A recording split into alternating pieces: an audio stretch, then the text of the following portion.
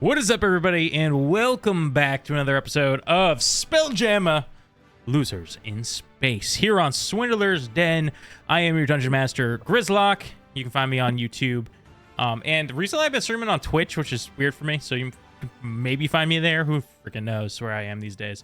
But here with me today are my beautiful players. Let's start with the one who flips the meat.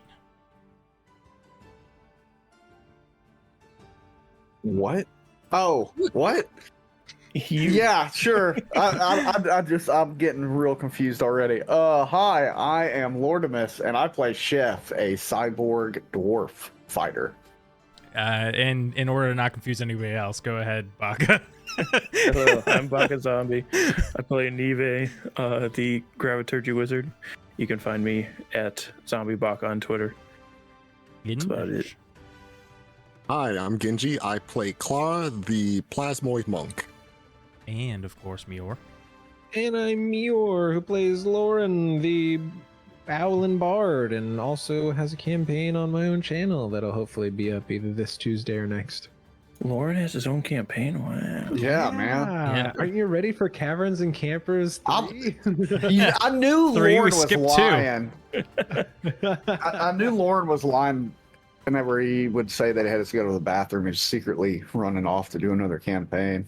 Yeah. You can find Meyore's campaign on his YouTube under the name Meyore. It's Mundo. Okay, so previously, you guys got your treasure from the sewers, went topside, met with Captain, you guys hired a crew, you found out that, shoot, not Gimbal, Elmondar, he gave his memory shard to, who he believed was Clara, but now you guys believe might have been Claire, her twin sister. These memory shards, this memory shard, contained the location of the Rom Stone, a artifact in which Elmondar believes can guide someone to the Vault of the Dead God, which is a place of untold riches. You guys quickly all ran to your ship, and after repairing it for a week, and took off to the stars, heading for the last location that Elmondar had met the Mercane, a mercantile type alien species that traded the information to Elmondar, which is Narlins. So with Narlins in sight, you guys flew off into the stars, finding yourselves in the middle of an asteroid field, coming to a crawl, and before Lauren, looking about on the crow's nest, he failed to see these tendrils slowly creeping from behind one of the floating rocks. And that's where we'll begin today's session, as you all hear mind flares. Quickly, Ooh. to your stations. And just a quick We just reminder fixed to this thing. myself. Gimbal said he was staying on that planet, right? Or that asteroid? Yes. Okay, cool. All right. See you later, sucker. Oh, tentacles below. Do we also want to mention that I missed it in the moment because I was just like, maybe it was another plasmoid. that the captain sold our ship to the cutest plasmoid he'd ever seen. He probably just sold our shitty ship to Claire. No. He's been talking about that Plasmoid for a while, and I'm just like, Clara's not really gonna say anything because there's a whole bunch of Plasmoids. Who knows? So that's what I thought in the moment. But then when Claire had the memory shard, I'm like, well, damn it. I mean, I don't care if she owns the Bullywog because it's a piece of garbage. But I mean, it's in pretty rough shape. didn't have a gem. Yeah, we took the gem. The place was still destroyed. Yes, and as Captain screams this out, Lauren, you look dead ahead, and you do see those tendrils. Give me a perception check. Oui, oui, monsieur. Let's see. Perception is a 19. Okay, and as it begins to loom forward more, drifting, something about its movements look a little off to you. And you look closer as it slowly is revealed from behind this meteor. It appears to be possibly derelict. There seems to be holes in the hull. One of those big tendrily arms is blown off. She's adrift, Captain. I don't see anyone. Derelict. Hey, so you're saying we could bypass this entire excursion right now? No, I painstakingly created this. I'm not really seeing the hook here, Captain. Wait, did you actually say that to him? No, I'm just being a shithead, dude. Captain, should we fire just to be safe? No. There could be resources aboard. It's been a while since I've had some calamari. Yes, Chef. He waves you over, Chef, as you've now come like up deck, on top of the deck here, and get to your battle stations. And he waves you over. Mind flare tadpole sells for quite a high price on the black market. Hey, but you gotta be careful not to get it in your face. Yes. I'll go get the jars. I'll start going downstairs. It is bring up like I'm going in and I'm getting like this case of like mason jars that I've got underneath the counter somewhere. Yes. Okay. It's all right, crew. We'll pull up nice and close. Board and look for any salvage we may find. Captain, do we have to worry about that tendril? I mean, it's kind of alive, right? Yes, these ships, if you could call them that, I do believe that they're something of almost a living organism. This one seems to just barely be holding on. All right, well, after the rest of you. Is at this time, you hear from one of the like outer balconies of the Nautiloid. Hey, over here, help!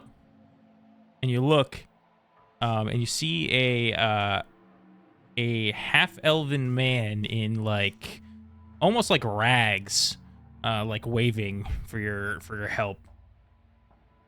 Hey, such a sad day. We gotta kill that fella. Ready? I'm not saying that really loud. I'm just telling that to the captain.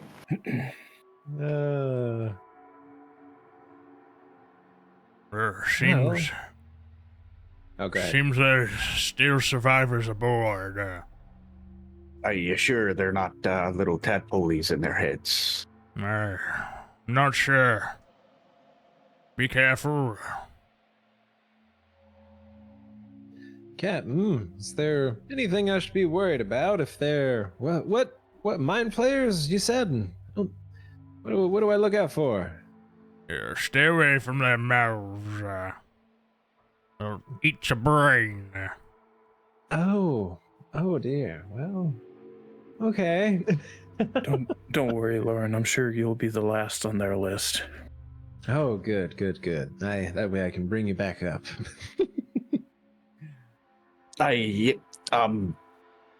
That's strange, because aren't you usually the one going down first? Oh no.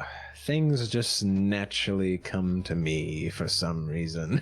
I like falling out of the sky. I think his lack of intelligence will save him this time. I guess so. That's a fair point. Hope we don't run into any of those brain things. Nive's gonna cast Mage Armor on herself before we head over there. Okay, cool. All right. Your ship enters close to the balcony, and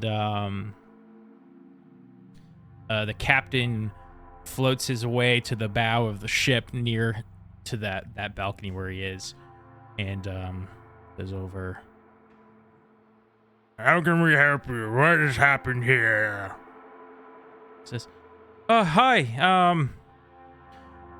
I was a prisoner here. I think it was the Gith. They killed the Mind Flayers board. But I still have crew in there. Sorry, I still have friends in here. So you are infected. You're calling them your crew.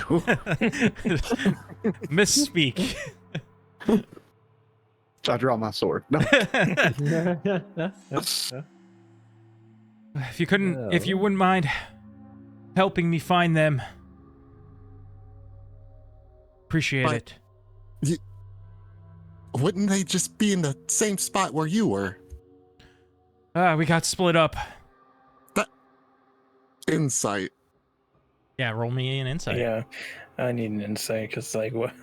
How they get split up in this little ship?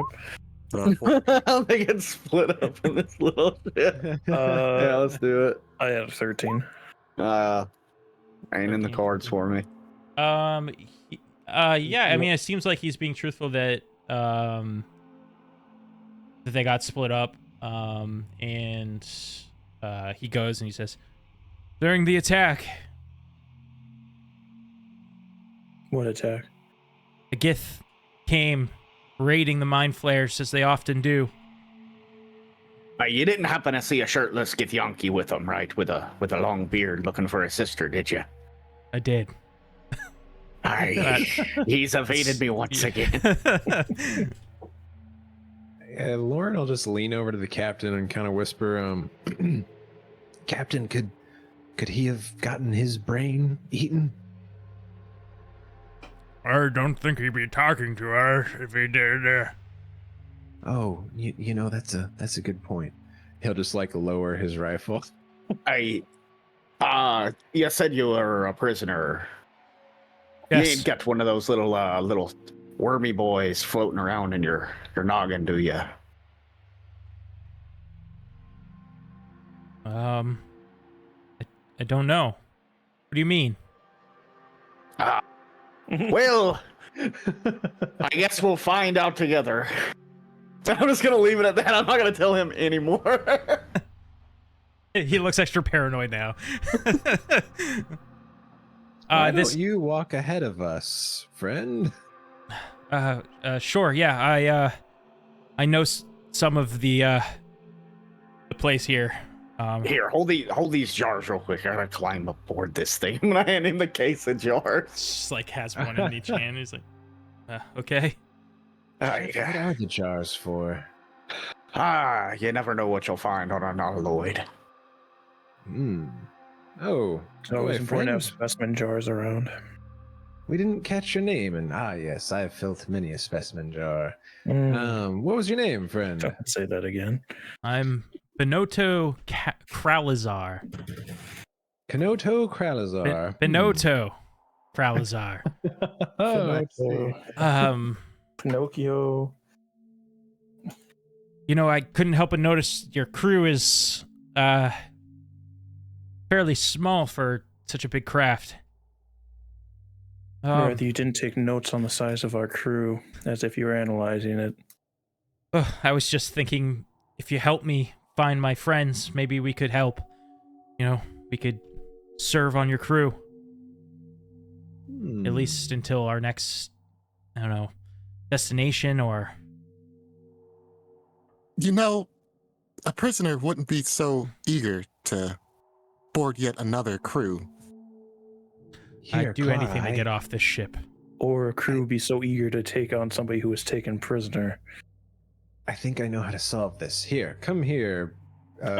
Kriboto? Ben Otto Kralazar. Come here, Benotto. And No, Benotto's right. Benotto, here. And he's gonna like walk over to him, and he's gonna like grab his head. Don't worry, I'm not going to hurt you. And he'll like stick his ear like up to the guy's temple. Oh god! Like it's gonna transfer like.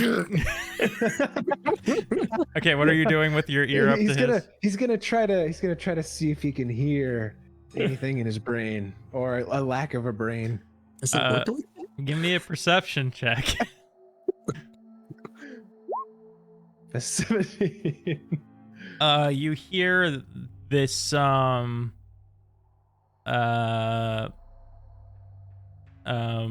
see. You listen very acutely and you hear this sound of blood rushing to blood vessels. Thumping. Reminds me of the sea. Well, I his brain sounds all right. I thought I would try to be scientific like you. As he looks to Nive. Don't compare what you just did to what I do. Alright, so I'm gonna look back. I'm just gonna shout Harvey, like trying to find out where he is. You're trying to shut the Harvey. Okay. Yeah. He was up at the helm. And Oh, so okay. you do hear. Oh, it's not working. My button's not working. No. Hello. Oh, God. Hello. No. No. Oh, Shoot, it's broken. Weird. Harvey's dead. You just gotta do it with your mouth now. You got this. Oh, wait, hold on. Oh my god, my whole Go XLR is not working. Oh, What the heck? Uh-oh. Uh-oh. maybe we can Have you tried unplugging it and plugging it back in? Cancel the recording. Oh, hold on. we can Hold on. flavor it. Harvey just went through puberty or something. Hey guys, it's me, Harvey. He sounded me. very masculine all of a sudden. That's not in the right voice. That's kind of similar to what I was Hello? gonna do as Harvey's Hello? voice. Is this it? Yeah, it's kind of there. No. I mean, it was working. Your voice was changing, but Just make your voice high while you do that.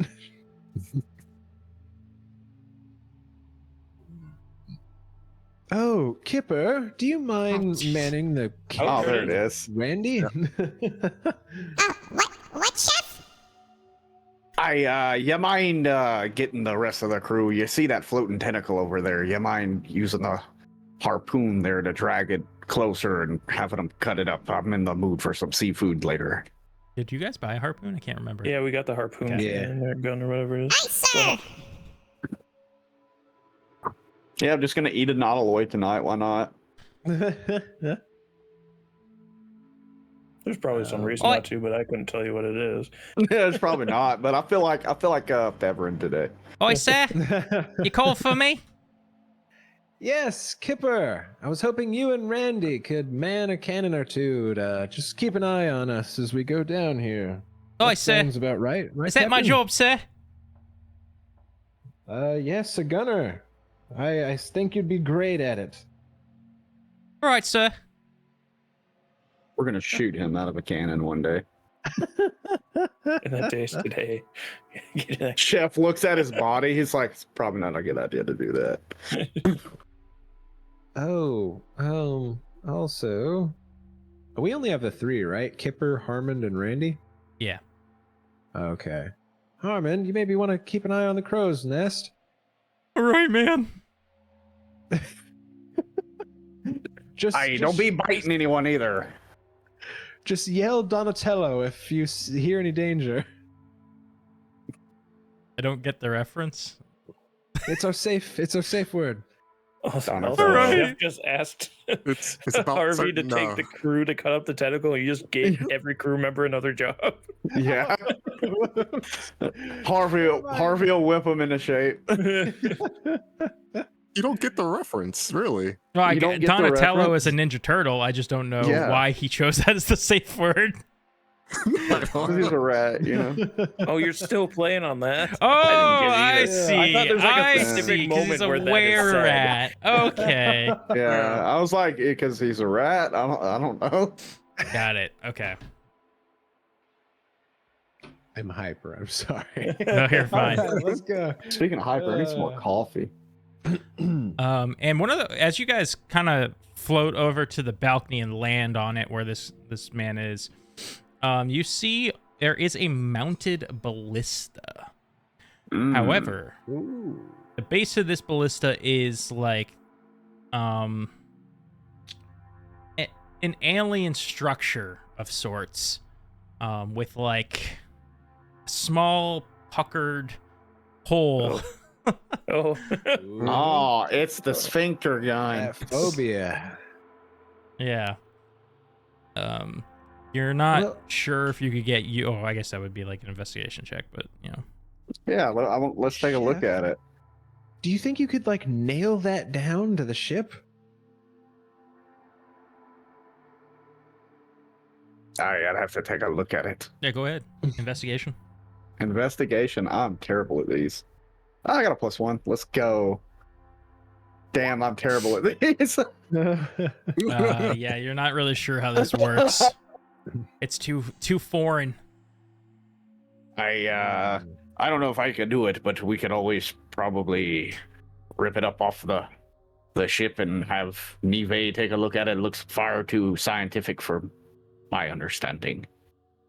Is like the whole thing like all organic, or is it just like an organic looking base? It's like carapace and Yeah, organic, ain't it? it seems like it's some sort of carapace and like I don't know what the right word, like sinew or like muscles or something, like, but they're not like how you would see our muscles. They're like more of like a pinkish more like a purple color, Gotcha. kind of I wrap think I into this know what thing. you're.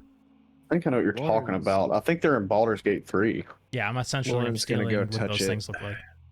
You're Kind gonna of like feel and see if like he can do anything with it. you like touch the puckered hole, and it does briefly like loosen. You see like the hole open slightly as if expecting. Oh no! He's gonna stick No! his talon in there. Ah! You stick your talon in there, and you you briefly feel like something's trying to connect to your head, your brain, your mind, but it doesn't. And you feel like a sharp pain in your head, and then you try to pull your arm back, and it's stuck. Oh, this cannon sucks. My head, Eve. How do you fix it? I don't know. You didn't give me time to investigate before you started sticking your hands into orifices. Yes. Why would you do this? Good thing I sharpened my knife earlier. It's so different. What if I could carry it? What if I could just have a giant crossbow thing, creature, animal thing? Well, I mean, sure, you have it now. You're just gonna be stuck on this ship. Oh, maybe here. What if I try this? And he'll like start petting the top of the ballista. See if there. Good boy. Good boy. Now let go. Give me an animal handling check, sure.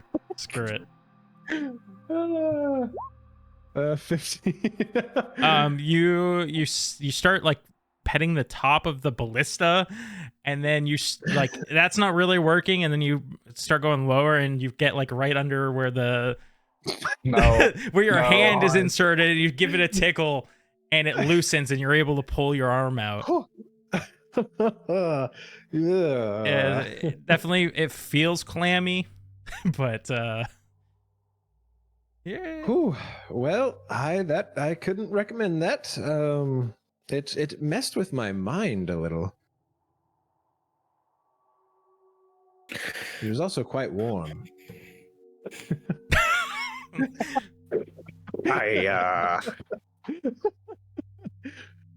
Interesting. Here, hold one of these jars, Lauren. Here, this will be your new task.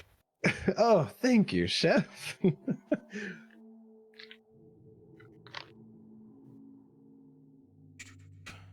So, are we gonna go? She looks at the the half elf or Yeah, he's person. like a half elf, Yeah. like a brown hair that's shortcut. So Does he have a faux hawk? He does not have a faux hawk. Oh man. Yeah. Here, come this way, and I just wish I knew where the others were. Okay. And he brings you down this small staircase, that leads to a room that's like. As you look at the floor, it seems to be made out of that same like hard carapace that the outside of the Nautiloid is. The ship, for anybody who doesn't know what a Nautiloid is out there, it's like a big ship that almost looks like a squid, like a swimming squid, and then it's got like a big round snail shell on it. What's that Pokemon? Omastar? Like Ammonite. Yeah, like sort of, but think like more but squid in long. the front. Yeah. It's a long Ammonite. Yeah. Anyways, yeah, you come down into this like carapace room, and in here, let's see.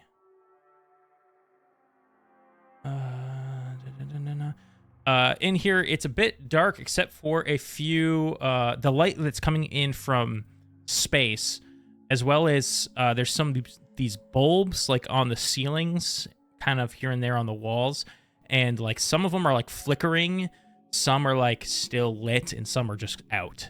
And there seem to be this weird bioluminescent substance kind of like attached to the wall or the ceilings. Who here doesn't have dark vision? I think everyone does, right? Yeah, I think you all do.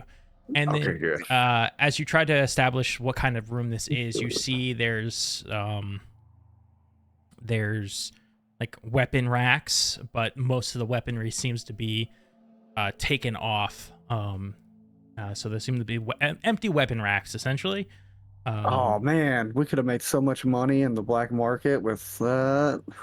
And then dead ahead of you is a lot like that sphincter that Lawrence stuck his hand in, except there's an 8-foot tall one that meets in the middle like a puckered sphincter.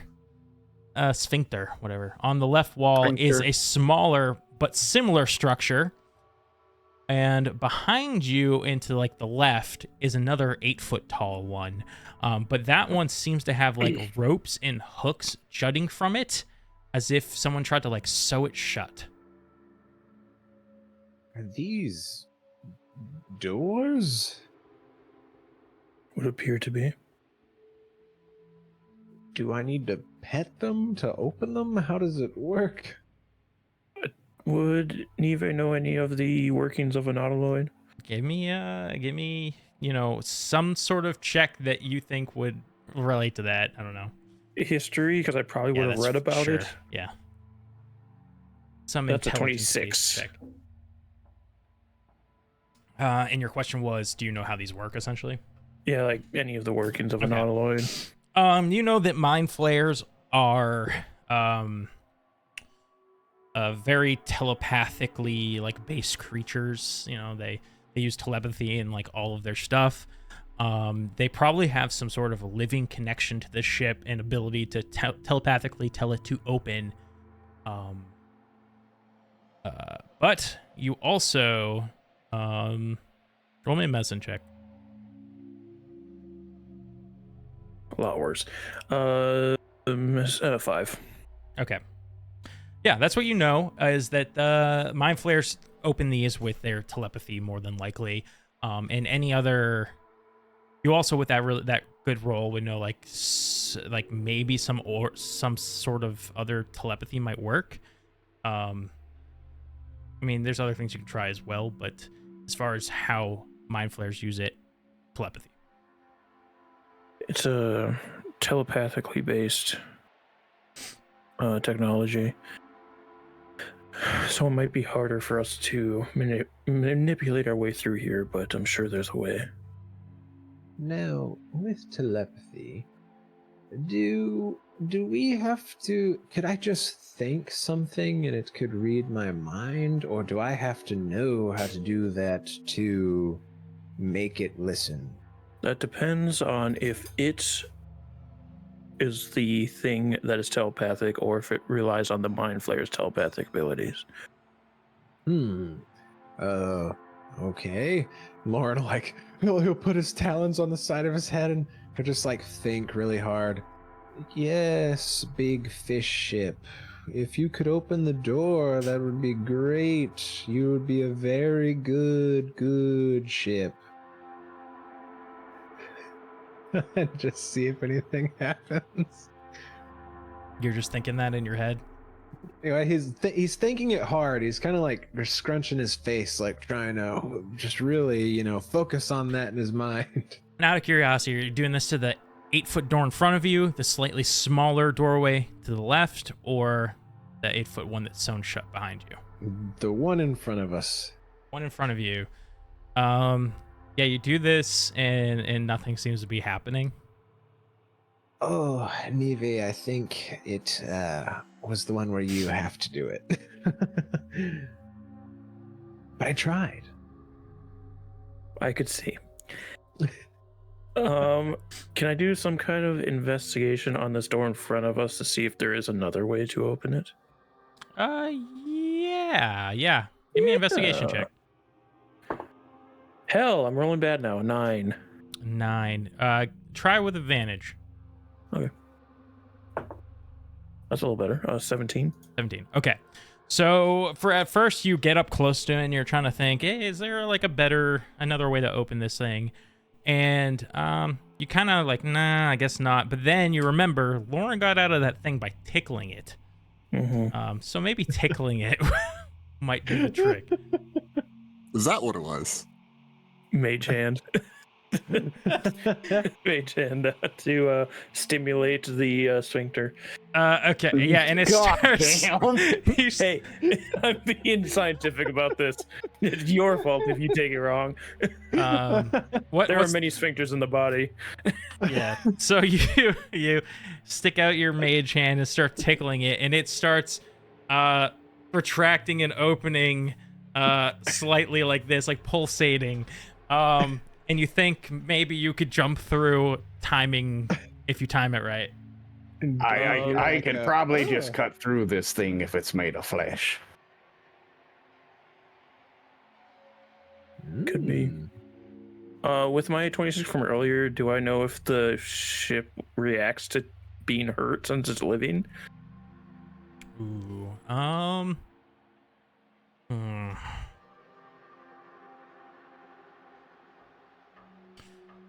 That's a really tough question. It probably wouldn't in the sense of like being able to like attack you somehow. Like the ship itself probably wouldn't be able to. No. Okay. I mean, if you want to go about it that way. Ooh, wait, before we hack it up, Neve, the tickles do work, yes? They seem to, yes. And he's gonna like go walk up to it, and he'll take his wings behind him and just start like tickling the door with his wings, getting the feathers all. Okay, you're both tickling it. It's like much wider now. I think you can fit through, Chef. I'm just gonna cut this thing. I'll just like start chopping it, like just stabbing into it and trying to like rip it open. Give me an attack roll and damage. Hemorrhoids. Okay. All right, two-handed attack. Let's do this. Oh, is that what those are on the corner? Oh no. That's a 23. Oh my god. You start hacking and slashing at this thing and cutting off chunks of this flesh, making a pathway. But Clara, You hear coming from behind you. You hear, hello? Hello? I hear something. Hi. Someone there? So the other, the half elf is still with us in the room, right? Yeah. It seems to be coming from somewhere behind you. She will. This is what Neve's not doing anything. Neve, there appears to be another one behind us. Yet I'm unsure how we passed him. Is it coming from the door that's sewn shut? Yeah, as Clara points it out, and you guys spin around, you do, and you listen. You do believe that that voice is coming from behind that sewn door. Oh, okay. I thought you meant like the way we came in. Okay, got it. Oh, so it didn't sound like Benoto? Sounds like someone else? Yeah, it's somebody someone else. Oh, okay.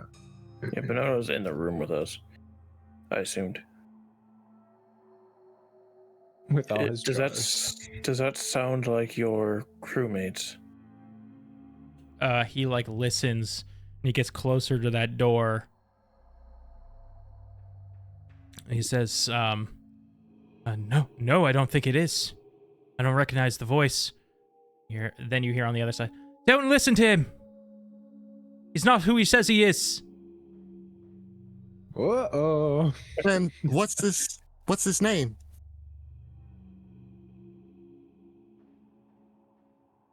I don't know his name. I can't see him. This is turning into a. You should know the voice. This seems like it'll be turning into a murder hobo situation real quick. Yeah, Lauren like turns the rifle around, looking at Benoto now.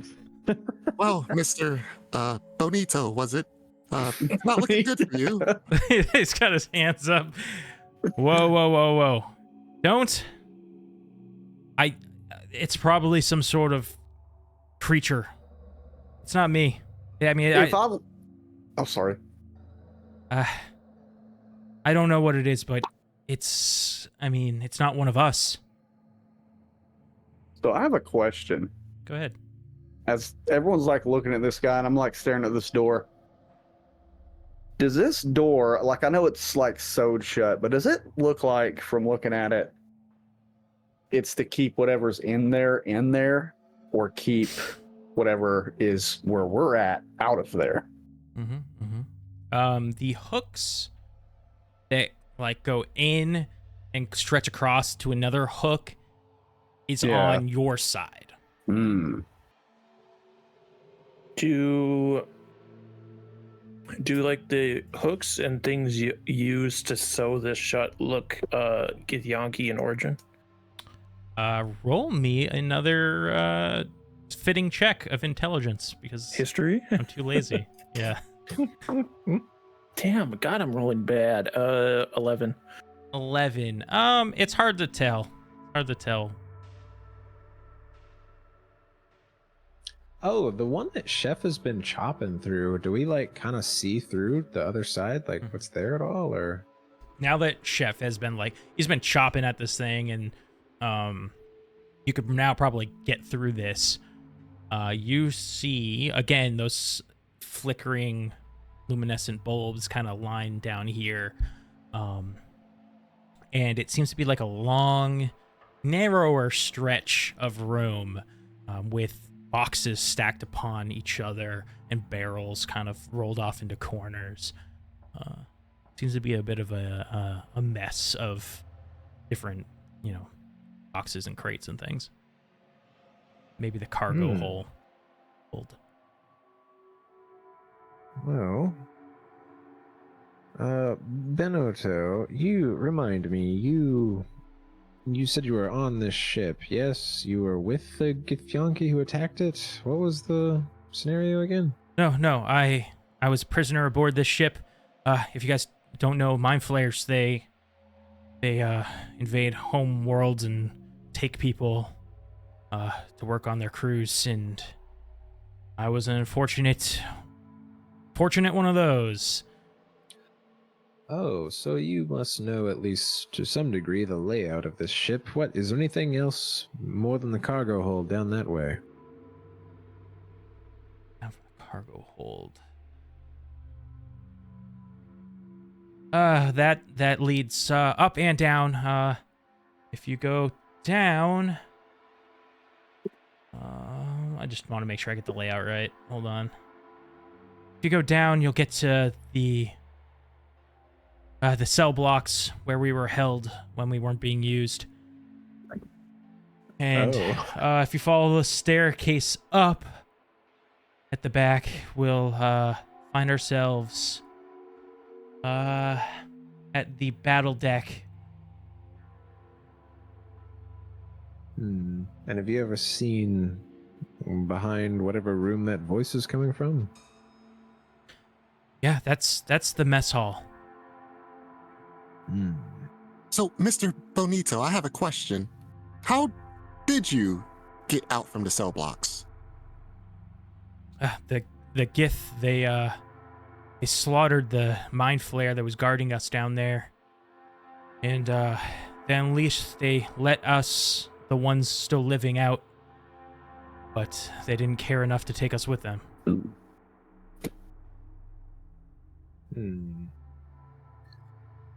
Well, I guess should we at least see what's going on with this voice? If it is one of his fellow prisoners, or if not? They're obviously not with each other. And at this point, I have more faith in Benotto here over something that was trapped behind a door by something else. Obviously not something that ran the ship, because it wouldn't be done so crudely. Whatever's behind that door is meant to stay behind that door. You hear, no, please free me. Don't listen to him.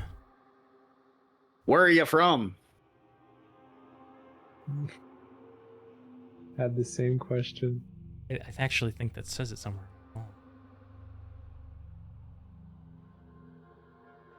I'm from Waterdeep.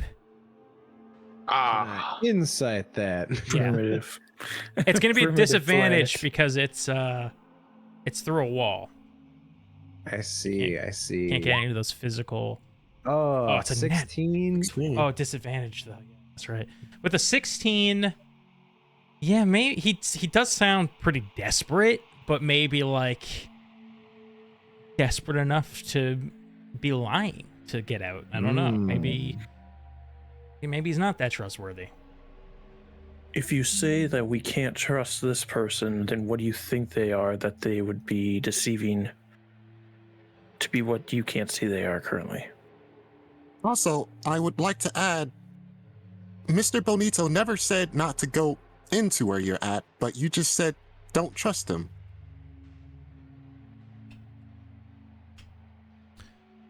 I'm telling you, he's not who he says he is. I can sense it. You don't know who he says he is. Are you? And you see like these oh man, what's the right word? At the door, as you're looking at it, you see these like razor sharp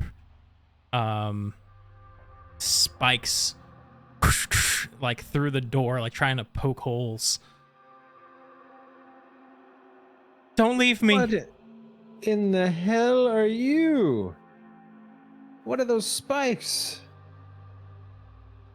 I'm a friend. Question. How did you do that? That was my sword. Did it look like a sword as it came through?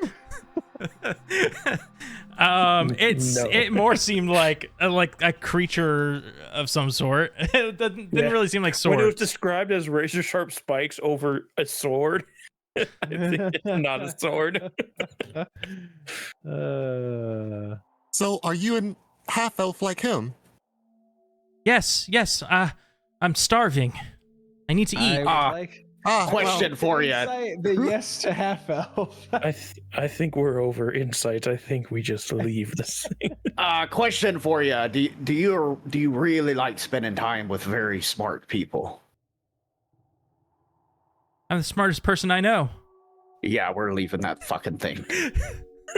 No, Oh. it's strange. For some reason, I can't hear the person on the other side of this door anymore. Wait a minute. I have a theory, Neve, you might like. Lauren, we're all gonna back up, and you're gonna go stand by the door and see if it still wants to get out. And then we're gonna put Neve by the door and see if it really wants to get out. Oh, I see. Okay. Well, how far would you say that those spikes came out of the door? Only like a couple inches, like 3 inches. Okay, he's gonna go stand like a foot away from the door. So, friend, what is your name? We were thinking about letting you out. We just have to trust you. My name's Fred. I'm Fred. Oh my. Well, what he like kind of turns around and just mouths like, "What am I supposed to do?"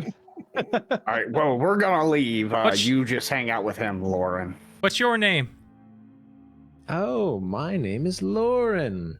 That's a beautiful name. Oh, I think so too. You don't happen to be a mind flayer, do you? No, I'm not a mind flayer. All right, can I insight that? Sure. I also don't think it's a mind flayer. Yeah, I don't think it is either. No, it's you don't think it's a mind flayer. You believe him in that at least. Okay. It's not a kind of monster. We're building rapport. I'm glad that you were honest with me, Fred. Well, we're gonna go check on your friends and maybe we'll come back for you. And then Lauren will walk back to the group. No, don't leave. Is what you hear as you turn to walk back to the group.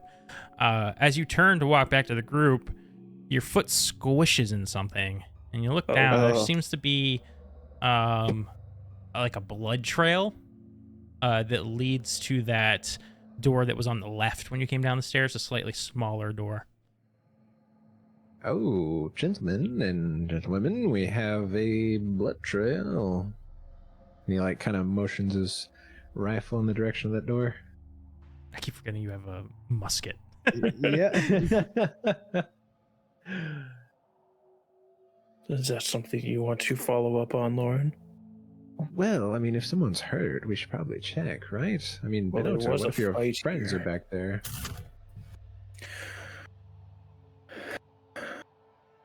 Well, Chef, would you like to hack at this door as well? All right, everyone stand back. And I'll start hacking at the small door. Okay. I'm not going to make you actually roll this time. You just start smacking it and hacking at it, and eventually you make your way through. And go ahead, sorry. Go ahead. You know, Chef, you always make all these knives look so useful. I feel like maybe I should... Do you think I could, like, weld one to the end of this or, like, attach it somehow? I feel like I could poke people if they got close enough or, like, give a good slash. Give me a second, real. Okay, no, I don't have that. Are you gonna fix bayonet? Yeah. Well, yeah, I was gonna. Yeah. Yeah, I'm sure there's some people out there that could probably do that for you. Oh, this was such a good purchase. Well, do you see blood behind there or beyond? Yes. Poke my head through the sphincter that is now torn. Yeah, the torn sphincter. I ruined it. You look beyond. I almost said something really gross. You look beyond this, and you do see the blood trail continues in, but the blood, it's hard to see as it melds in with the color of this room. It seems to be a room made more of like muscles and fleshy sort of the fleshy bits. Yeah. And there does seem to be, like, interestingly, in some sections, presumably maybe where it's softer material, they've like placed like stone slabs as like stepping stones.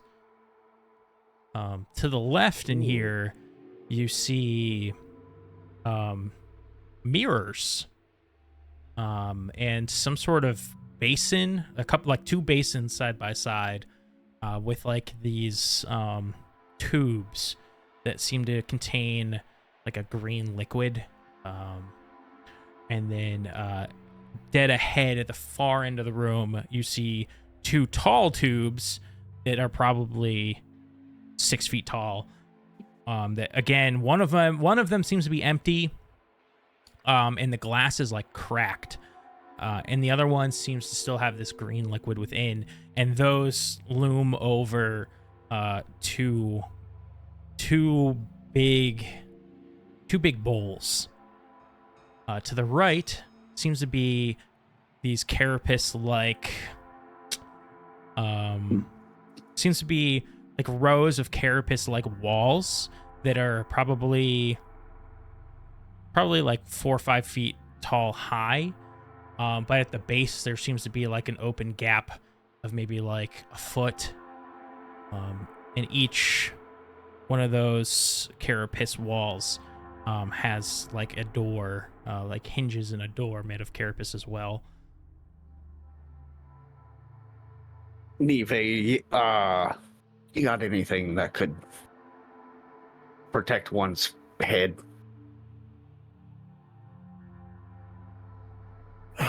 Are you asking if I have a helmet for you, Chef? Mostly just to block out any of the orifices. A plastic bag, perhaps? If you're asking for a spell, I do not have that. Oh, you know what? I have candles. Lauren, you should gladly take that jar and go dip it in that basin for me. Oh, okay. So what should I look out for? You talk about orifices. Should I be worried about something climbing into mine? Maybe not. Maybe my mind's just playing tricks on me. Okay. Well, Lauren will take one of the candles out of his pack and like use prestidigitation to heat it up and kind of get it like a little soft and malleable, and like put it in his ears. All right, I think I'm okay.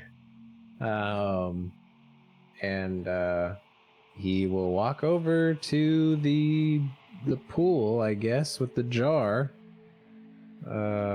Everything's slung on his back. It's like got that jar cap in the jar. Just kind of goes over and starts swishing it in the water a little bit, I guess.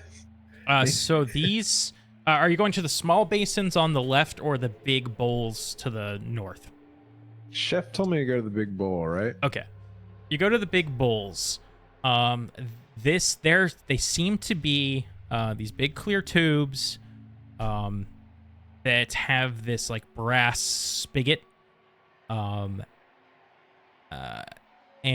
to the right of it there is a lever. You could pull that. You assume you could probably pull the lever to get this green ooze to come out. Roll me a perception.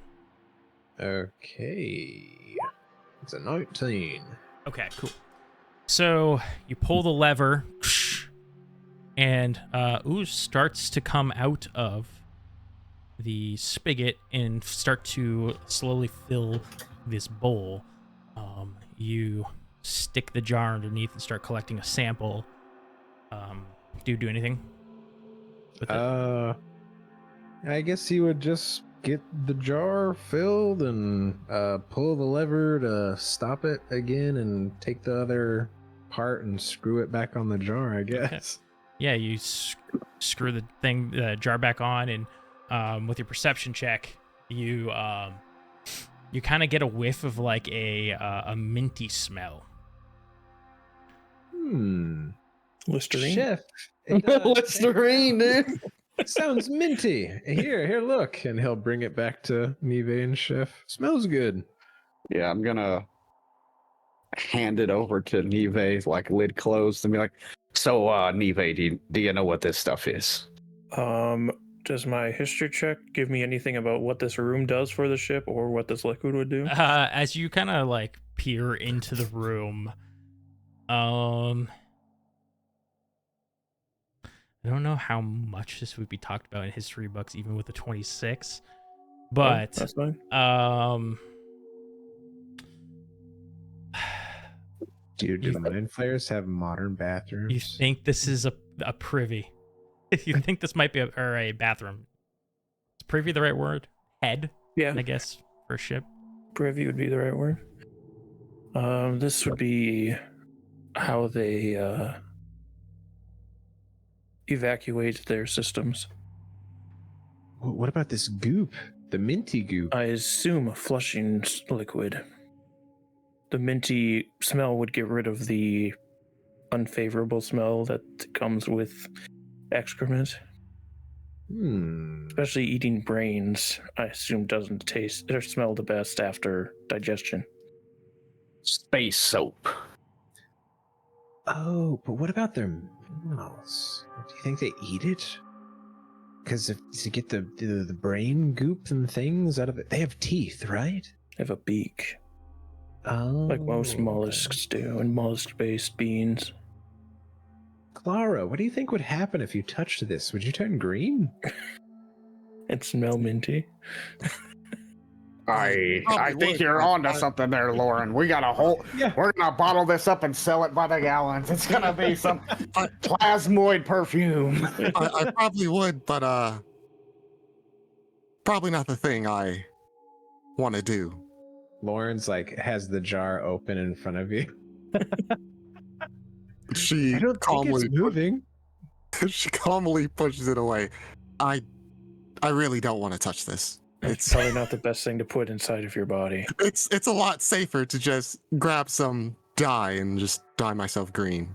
It's one thing to put soap on your skin. It's another to intake it inside of your body. Exactly. Not a good idea. It'll clean you out. Trust me. Lauren is just gonna take like Jeff the used to drink tiniest soap. little sample off the end of his I talon, swore a little too much in front of me, Mom. and he's gonna eat it. You're gonna eat Oh it? no. Just a little Why? like bit on the edge of his talon. He's gonna like taste it. Yeah, you put a little bit on your tongue, and Turns out it's the sewer tank.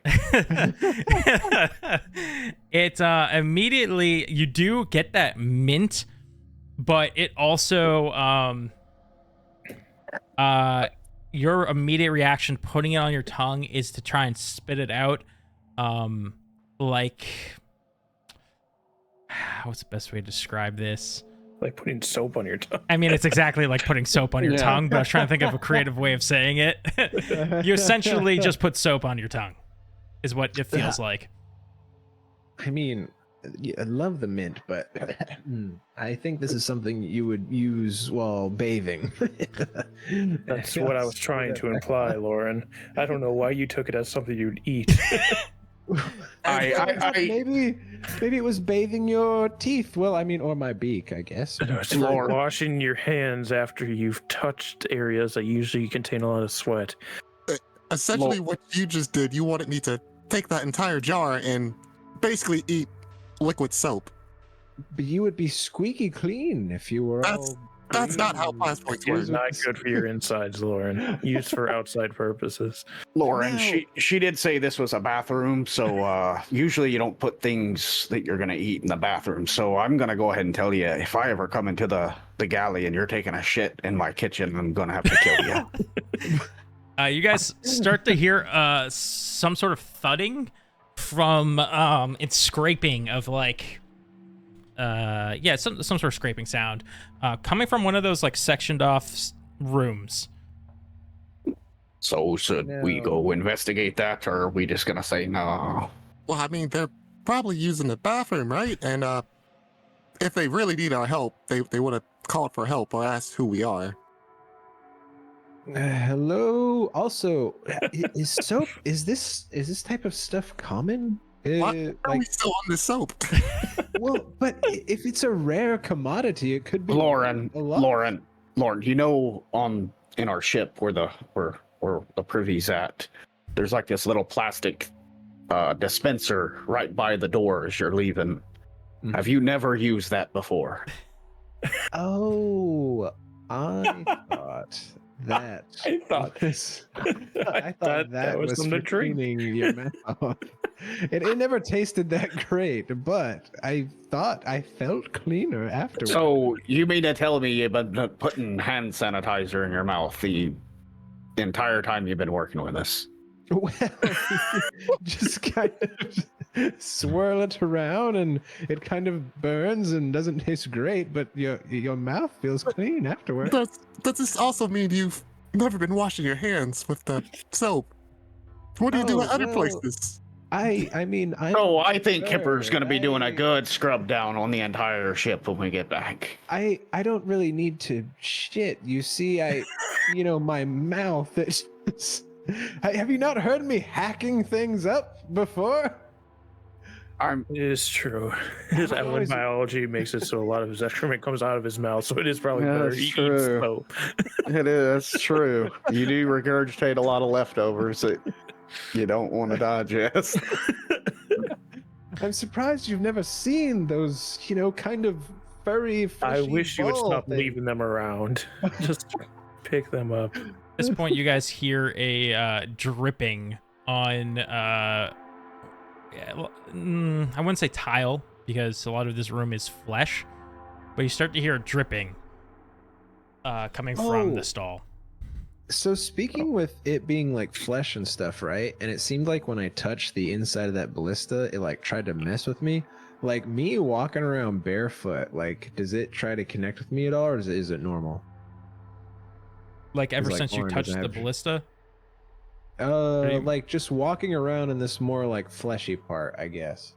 Like I just didn't know if it was like because Lauren doesn't have shoes, I didn't know if like him making physical contact again with anything more kind of like that, if it would try to connect with him again or whatever. It doesn't seem to be trying to like.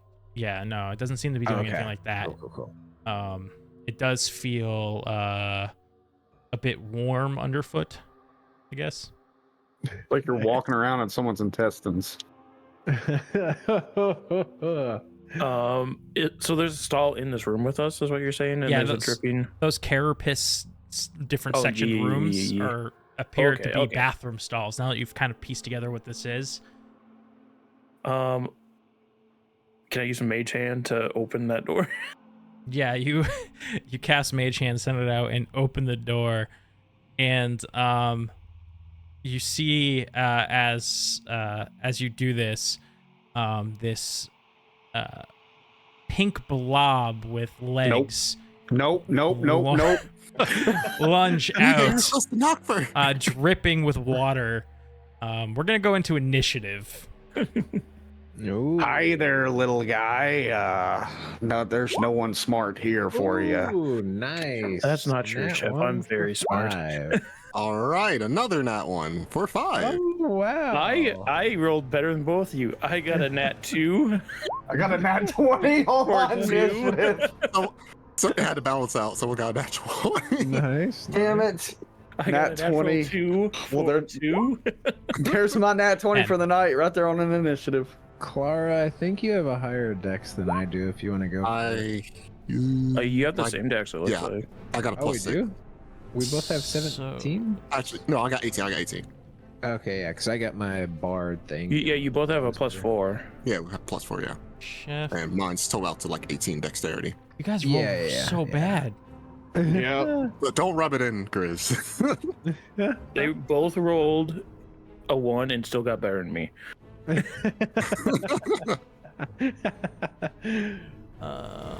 Jack of all trades, baby. I'm gonna use the Well, that fact doesn't affect your initiative, does it? Oh. Getting a Does nat it? 1 does No, it not. does. No. Well, no, his jack of all trades is what I was Oh, saying. sorry. I missed So it. yeah, so Clara's dex is higher than. All right. I don't have paper or my dice today for some reason. So Oh. I guess when we take a break, which we might do soon after this combat, I'll go grab that stuff because I just forgot to bring it down. Oh my. What's a break? We ain't breaking. Are these the Breaks? things from the movie? The little. Is that the only place you know him from? Wow. You're a zoomer, dude. I thought you played Baldur's Gate. You're a Yeah, zoomer, no, he doesn't dude. own it. He doesn't own. He doesn't own Baldur's Gate 3. I've only played the first one, so I haven't run into any Gotcha. mind flares yet. I know The it second one from is really freaking Waterdeep Dragon Heist. Yeah. Okay, so We gotta be in more campaigns. Is this a thing from the movie? This It's is- like, oh this- no. this is the thing from the Zoomer movie. thing We're is all bad. doomed. That spot in that movie was the clear sign that everyone in that group was a fucking idiot. That was the joke. It's all of this. Okay, so Chef, you're gonna be up first. Yep. You see this giant brain with big, thick legs and claws hop from this bathroom, He's thick. dripping water, as it turns its brainy head toward you guys. Its brainy body. Yes. Yeah. Hey there, little guy. Are you hungry? If it had lips to lick, it would. Oh wait, it probably does actually, since it No, has it's teeth. just the brain. Does it not have teeth? It's an intellectual devourer. I've never thought of that. What does it It like eat? goes in your brain and replaces Oh, okay, yeah, your yeah, brain you're with right, you're right. itself. Yeah. Well, Weird mouth on it somewhere, but Nevada, you want me to keep it intact as much as possible for you? if you could, that would be delightful. All right, anatomy. Where's a good spot to chop into this thing? Okay, and I'm just gonna charge at it. I do not have my shield. I don't have it drawn, so I actually need to adjust my AC real quick. You can just remember. Yeah, I'll just remember. Remember. I can just unclick it too. Bang. Yeah, I'm just gonna run at it. Two-handed my cleaver, and I'm gonna try and like swoop down and like chop one of its legs off. Perfect. Got to keep the brain intact as much as The possible. brain intact. The legs can come off. I can keep the legs separate and still. Yeah, I'm trying to do a clean cut too. You know, like Oh yeah. I am a chef. I know how to butcher things. Here we go. Jeff. If only Lauren. That's a nat 20. Nuh-uh. I think. 2 in a row?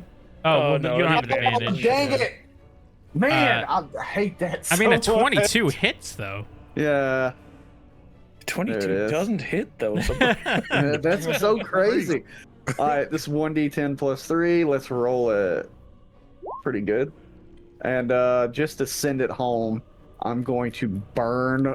As you see me coming down, you see like these little vents on my arm light up blue as it shoots out like this force to do some extra force damage on it.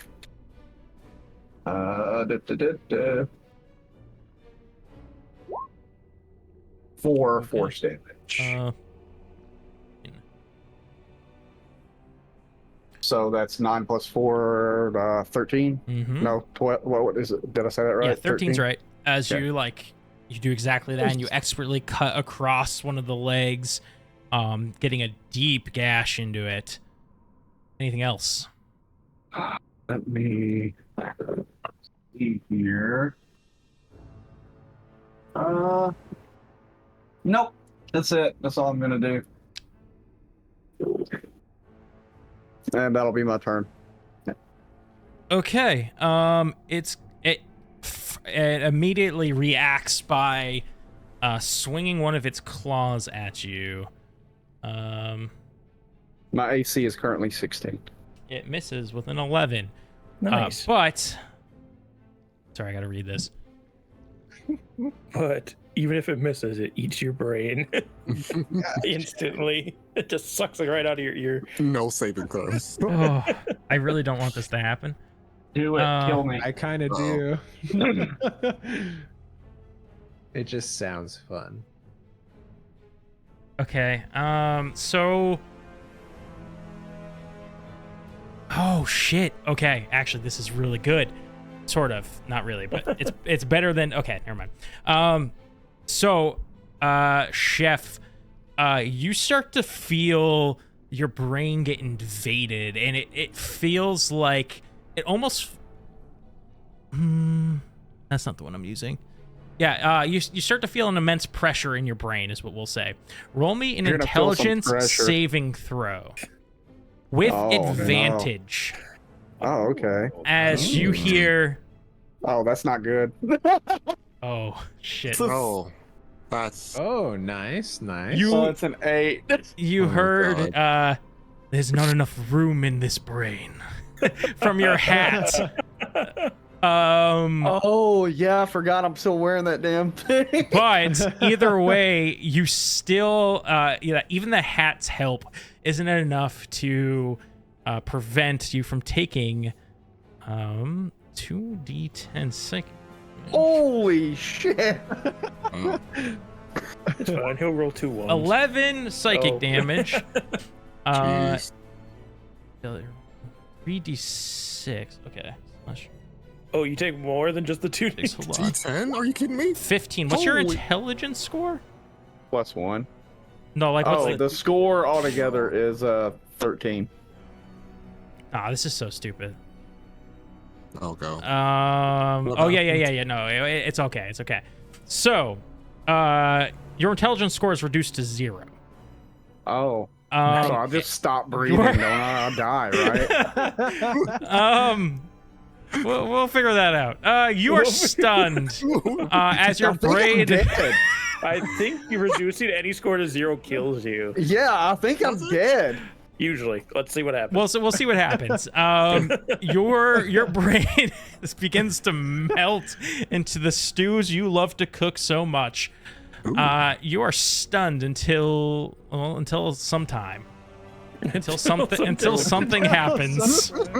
I don't want to spoil gonna it. save your life. You hear your hat. Well, that was not very long lived. Oh, never mind, you're dead. We find a new host. But it would now be the turn of Kalara. This thing does. Chef gave this thing a real deep gash. How far am I away from it? You guys, you're probably 20 feet. I mean, not far. Not too Alright, far. well, she is going to quickly move up to it, and she is going to swing a kick at it with unarmed strike Oh. Kick its legs. for a 16. Yeah, that hits. Damage is 8 That's bludgeoning. just enough to kill it. How do you do so? Seeing what happened to Chef and how you see him slash at and then just kind of just stand there, she'll quickly just run up and kind of almost just like soccer punt it. Okay, yeah, you give it a nice soccer punt, and it flies back into one of the stall doors. The door bursts open, and it lands inside there, and you tilt your head sideways to look at the gap beneath the stalls, because even mind flayers don't have privacy, just like us, and you see it laying dead in the stall. Well, this is probably fine, right, Chef? You all right? Chef's like, Probably. Why isn't he moving? I want to go over there and snap in front of his eyes. Chef? While they're checking on Chef, Nive sending a mage hand over to the intellect of hour and picking it up. I wish you wouldn't have bruised it, but that's fine. Can I do into a sample jar. Can I do a history check to see if I know what happened to Chef? yeah, sure. All right. Well, 9. You're not sure. I'm in a coma. Oh geez, I don't know. How would Lauren parse this out just looking at him? Whoa. I mean, Nive probably knows with that 26 on mind flares Mm-hmm. that, yeah. She was about to join in this. Well, this is interesting. I've never seen it in action before. Action as in... Well, the intellect of hour did its job. It just didn't get to the point of overtaking his body. So is he? He's not moving.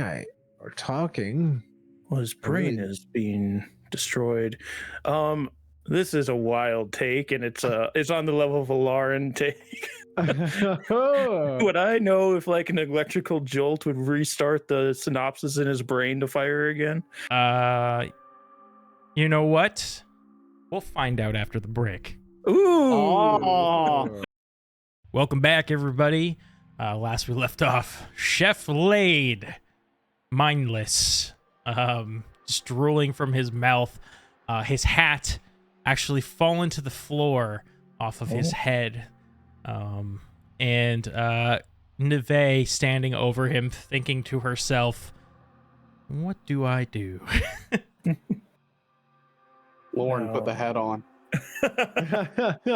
He'll pick it up off the ground, but he'll just like tuck it in his waistband. Okay. I have an idea that might The thing likes restart heads. Might be putting that hat a little too.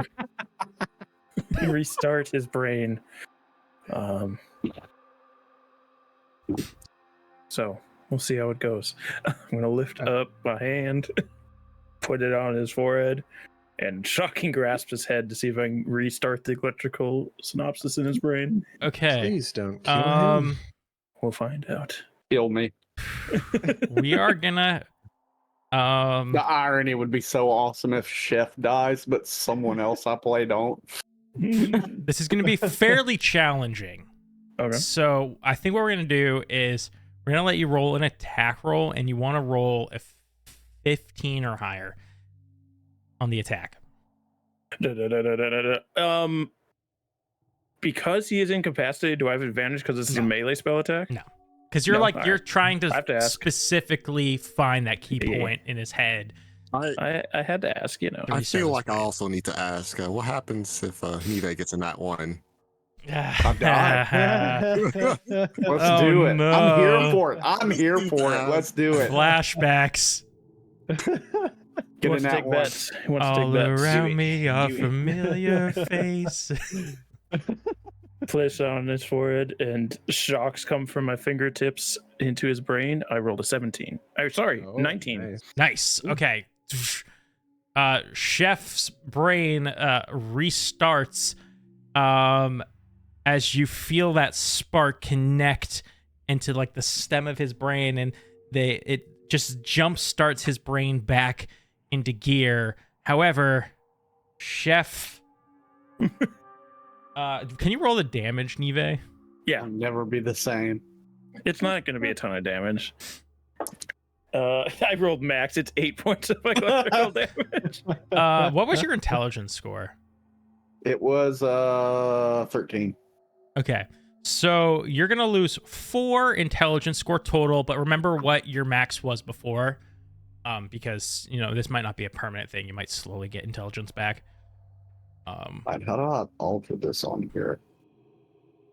And then Oh my you'll also take the other 4 as damage. Oh, He's still smarter than me.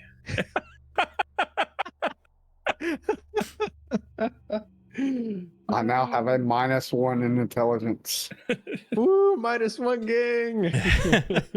This is going to affect so many things. She withdraws her hand from Chef, says, "How are you feeling, Chef?"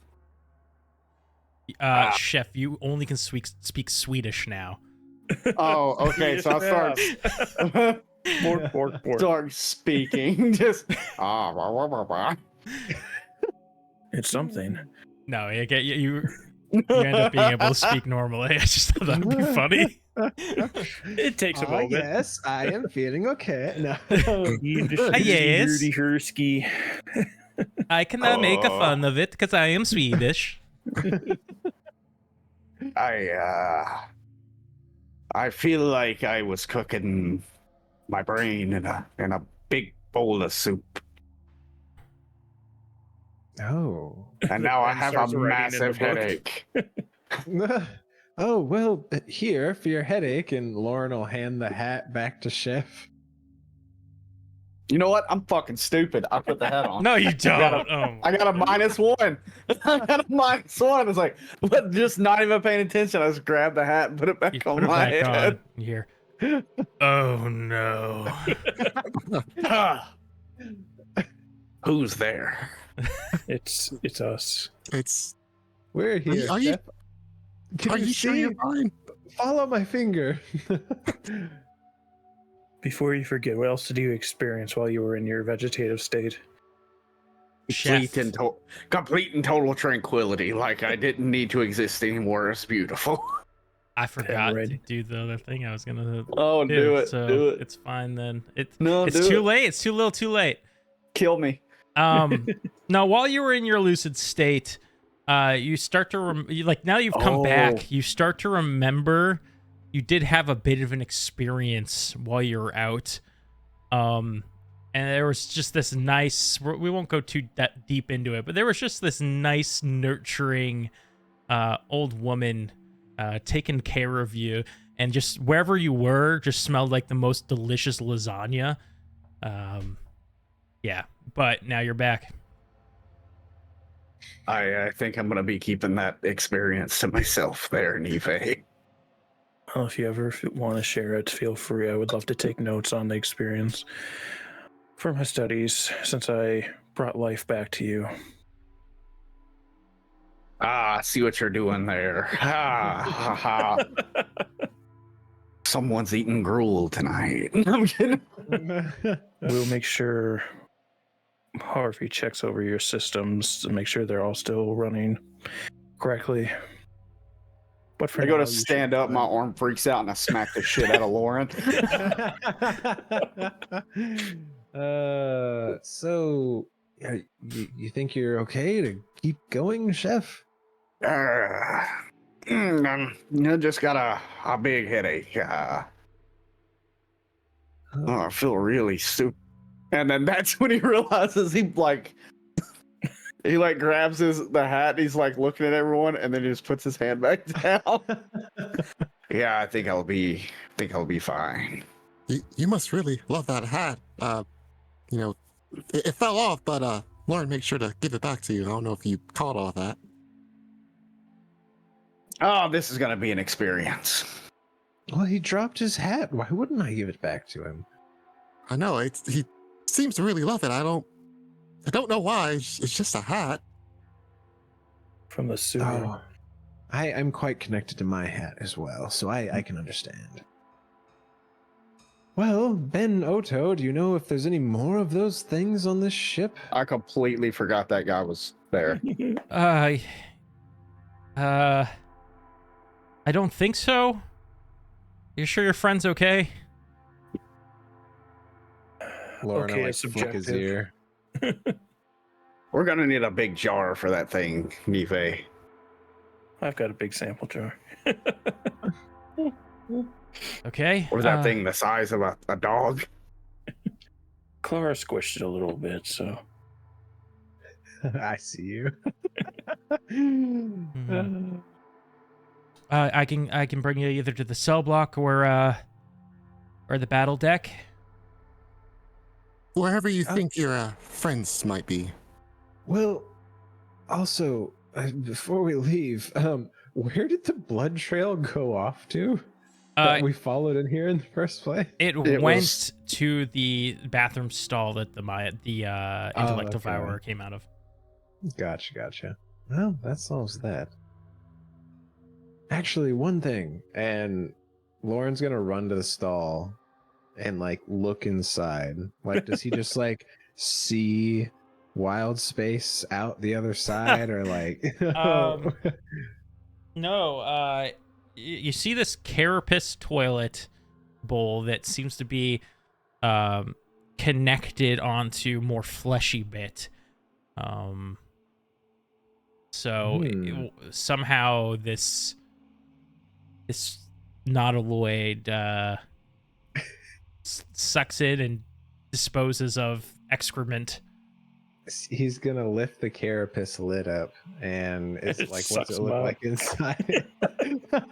You do just see another sphincter at the bottom of the bowl. I shouldn't have expected anything else. Is there toilet paper here? You Looks like a bidet. That seems to be a built-in bidet, we'll say.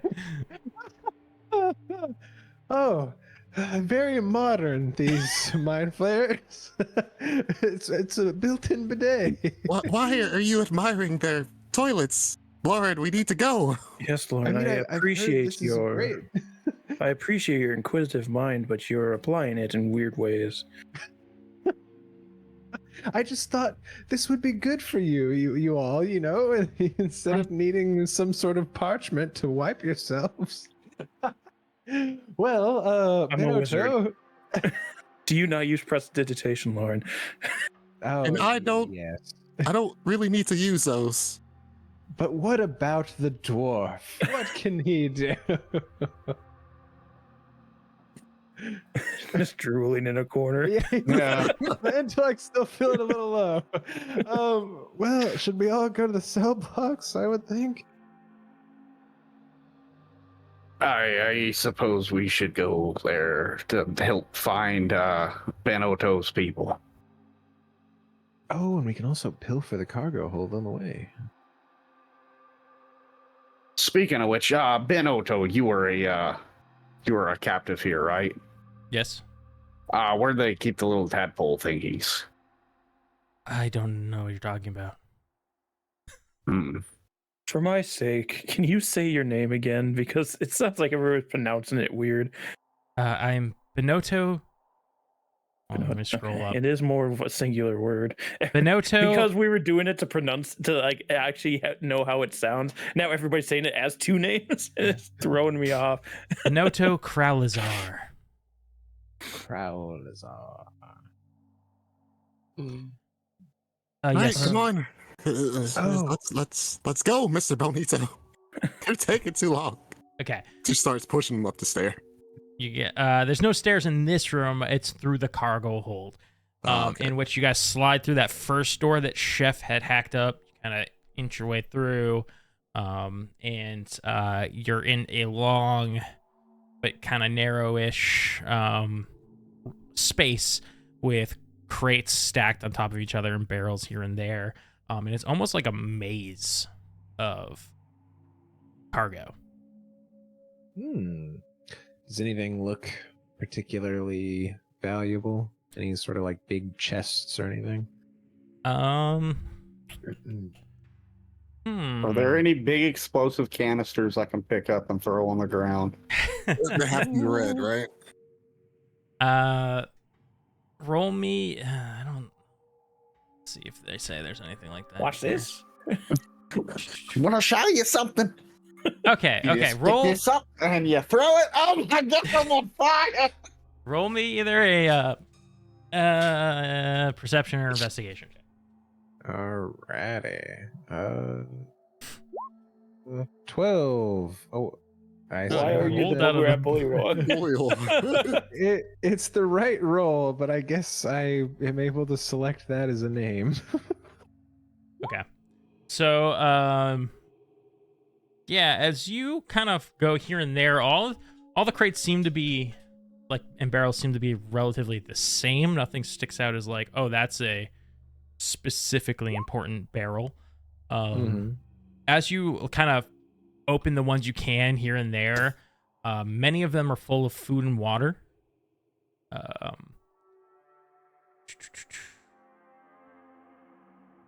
And others are filled with brains and different organs. Oh. Well, we have plenty of rations now. Also, how does everyone feel about the efficacy of selling body parts? I would assume there's a market for this, yes? Yes, of course. There's a market for everything. There is. But Yeah. didn't selling that drug of Chef's and the captain's already get us in enough trouble? Well, is selling brains illegal? Depends on where you're at in the multiverse, I suppose. I also, they'd probably be asking a lot of questions on where they came from. Also, we are a crew. Isn't there some sort of right of salvage or something along the high wild seas? I don't know if we're considered part of that because we're a moving company. So we just need to file some paperwork then. Yeah? I don't think that paperwork's gonna get approved. Are any of the body parts labeled or seem special?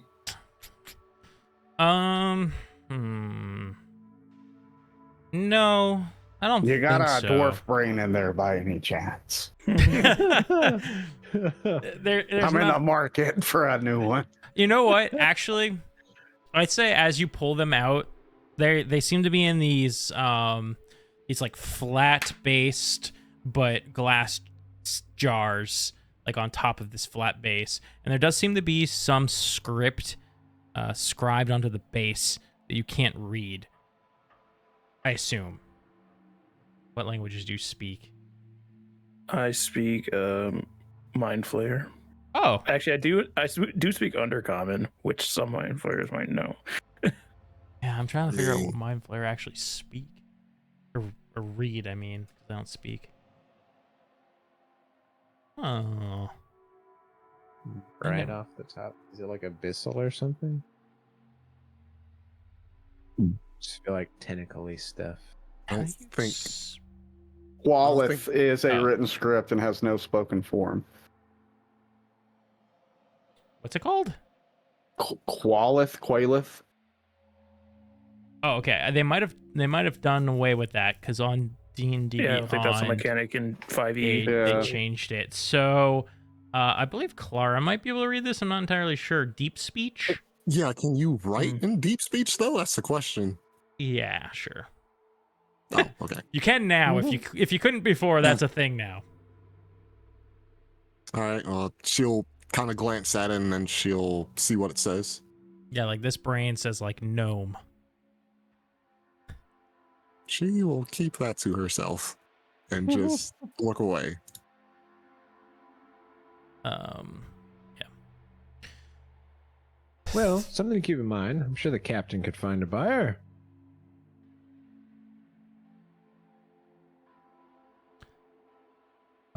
Okay, and then yeah, as you guys continue through, you start to see bodies that are like lying here and there throughout this cargo hold. Any of these? Yeah, Sorry. blood seems to be run thick around the bodies, and it smells like a slaughterhouse.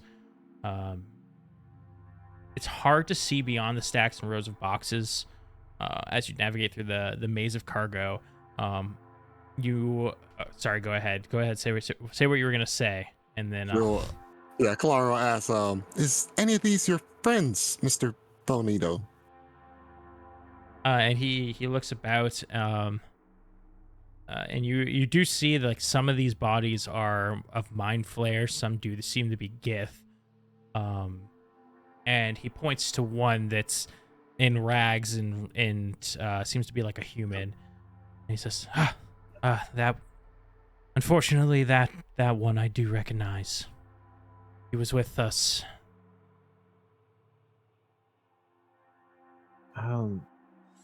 Like Lauren's looking a little queasy. Chef, the thing that you wanted me to scoop out of the bathtub or whatever it was, can those things hang out in dead bodies, or do they need alive bodies? How does that work? Pretty sure Nive's the expert on that. Would I know how tadpoles are kept, or can they just hang out in live bodies, or are they like in a yerk pool?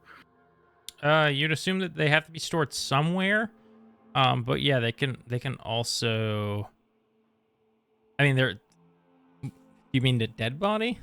You mean Yeah, like can they survive within a dead body? I'll say. Probably for some time. You don't know how long though.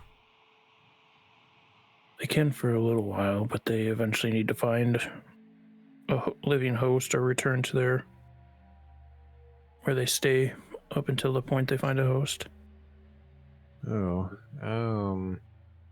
And do like based off like the smell and like the look of the corpses and stuff, like do we kind of have an idea on how long they might have been dead for? Yeah, roll me a medicine check or investigation check. Okie doke. I'll do medicine. That's an 8. You're not able to tell. They're all dead. One thing you do notice is that no, you don't even notice that. They're just all dead. 'Cause you How rolled long an 8. ago did this fight take place? Let's see if I have that written there. Maybe 3 days ago. So they've been dead about 3 days. I mean, you haven't been looking for your crew or your friends for 3 days. Well, we What were did you together eat? and then we got split up and we just like, different things happen. It's hard surviving on this ship. I'm just curious about something, and Lauren's gonna shoot the guy in the knee. Shoot Benotto? Benotto in the knee. Yeah, Okay. just gonna whip it around. Oh, his adventuring days are over. Roll me an attack roll. Okay. Damn, dude. 14. Savage. I appreciate it. Make big plays, baby. Jeez. He just blew his kneecap out. Right. Let me pull up his. Could it be an stats. advantage since it was a surprise? Sure. Arr. Now we're gonna have to amputate it before the gangrene sets in. Let's see if you killed him flat out. He's just a commoner. He just blew his He has, leg like, what, off. So you 4 rolled. HP or some shit. You rolled a 19 on the surprise attack. Yeah. Roll the damage. Okay, because he's also just like not necessarily trying to kill him, but trying. How do you know you didn't Shot sever him the with a artery? musket in the knee. Yeah, I think only melee attacks can be non-lethal. I think he's dead. Well, like If he's a commoner, he has like 4 HP. You've double killed him. realistically, wouldn't he have to like bleed out of his knee? Not if you did. This is double what HP. happened. This is what happened, Meyore. You said, I want to test something, and then the guy was looking at Jesus. I forgot That's what to- happened. I forgot to grab my D and dice. Jesus. God. Dang it's it. like I whip it around and accidentally shoot Grab him my in the dice. head. Your whole thought. Well, it would process just be was to essentially be shoot that him the in wound knee. is unhealable. Right? Yeah, like you blew Yeah. the bottom part of his leg off, and like No. you severed the main artery, and he's just bleeding out like Oh, yeah. profusely. He passed out due to the sudden loss of blood, so that happened. Shock Yeah. set in. He's gone, dude. The wound is just too severe to be healed quick enough. Like, save him. honestly, I was thinking about just like knocking him out at the beginning. I'm like, oh, I'll leave him alive. I'm just gonna blow his knee off and kill Well, I was like, okay, in my head, I was like, so much of what this guy has said seems. It so is very sus. sus. It is It's very sus. extremely sus, yeah. Lauren was like, maybe I just shoot him and it'll like scare this little thing out of him if there's a thing in him. So You could just. Well, it'll scare him out for sure now. Yeah. And it's gonna go straight into your fucking eye. honestly, it wouldn't even be mad. That'd be wild.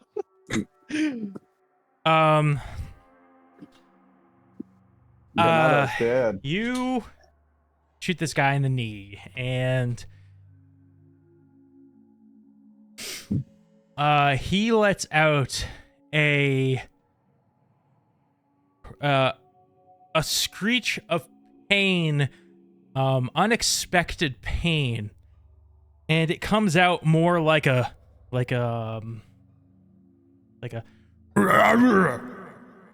Oh. Shit! I mean, shoot! And as that happens, he realizes what he just said, and we'll go into initiative. Oh, flaff. It worked. Clara, you heard him say essentially the F word in deep speech. Flaff. God, I've been I got really- an 8. This Man, I dice is didn't do gone, good. baby. We replace it with a new one. So I think just the entire crew's initiative is like cursed. Hopefully the chef roll well. No, I didn't. I rolled an 8. Oh my goodness. See, Grizz, now we've both chaotically like blown up a secret for each other. taking a move out of my playbook. I love shooting people in the knee. How dare you take that from me?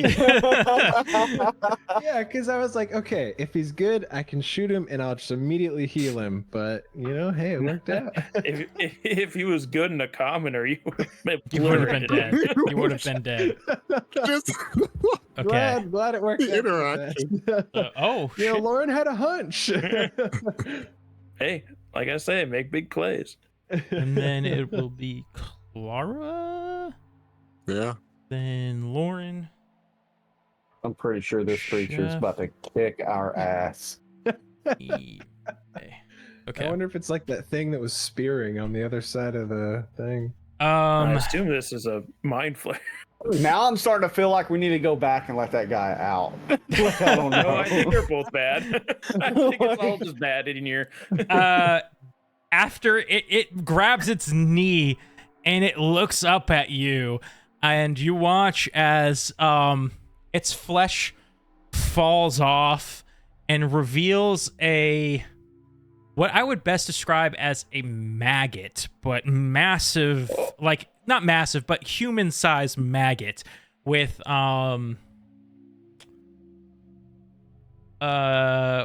essentially two mouths, one at what is sort of looks like its head as it stands, and one at its rear end. It has multiple legs. It's not a good picture of these. It has multiple legs holding it up, but then what appears to be like two arms up toward the top mouth. Lauren's like, oh, I almost wish I was wrong. And it's gonna try to attack you. As any sensible creature would. After being shot. Now, does it look bad? Is it a bad guy? It is now. You just blew its knee out. Monster.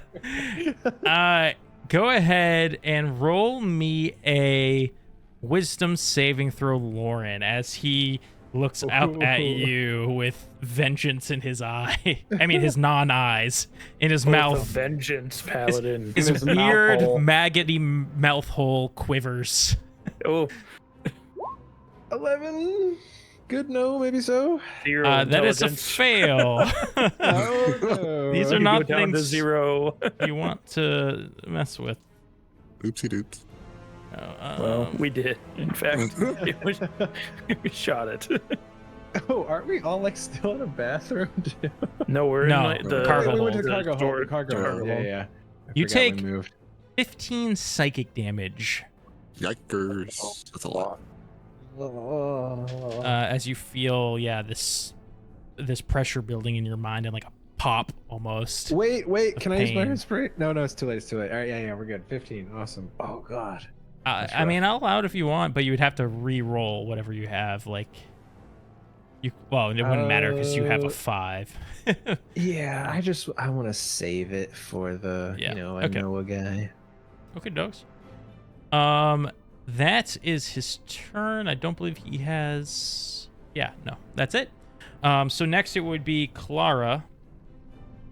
All right, she is going to. I would have used the mop, but I'm gonna act in character. She's a bit surprised, so she's just gonna immediately just swing on the creature with unarmed strike. Okay. Hi for that one. Ooh, Too you spry. miss. All right, we're doing flurry of blows, so we are expending a key point, and we are going to attack again for a 16. Yeah, I believe that one hits. Yes, that hits. This will be 6 bludgeoning. Okie dokes. Cool. Yes, you smack him. Nice, and then she gets one more hit for a 21 to hit That hits. for 5 bludgeoning. Okay. And Awesome. that will do it.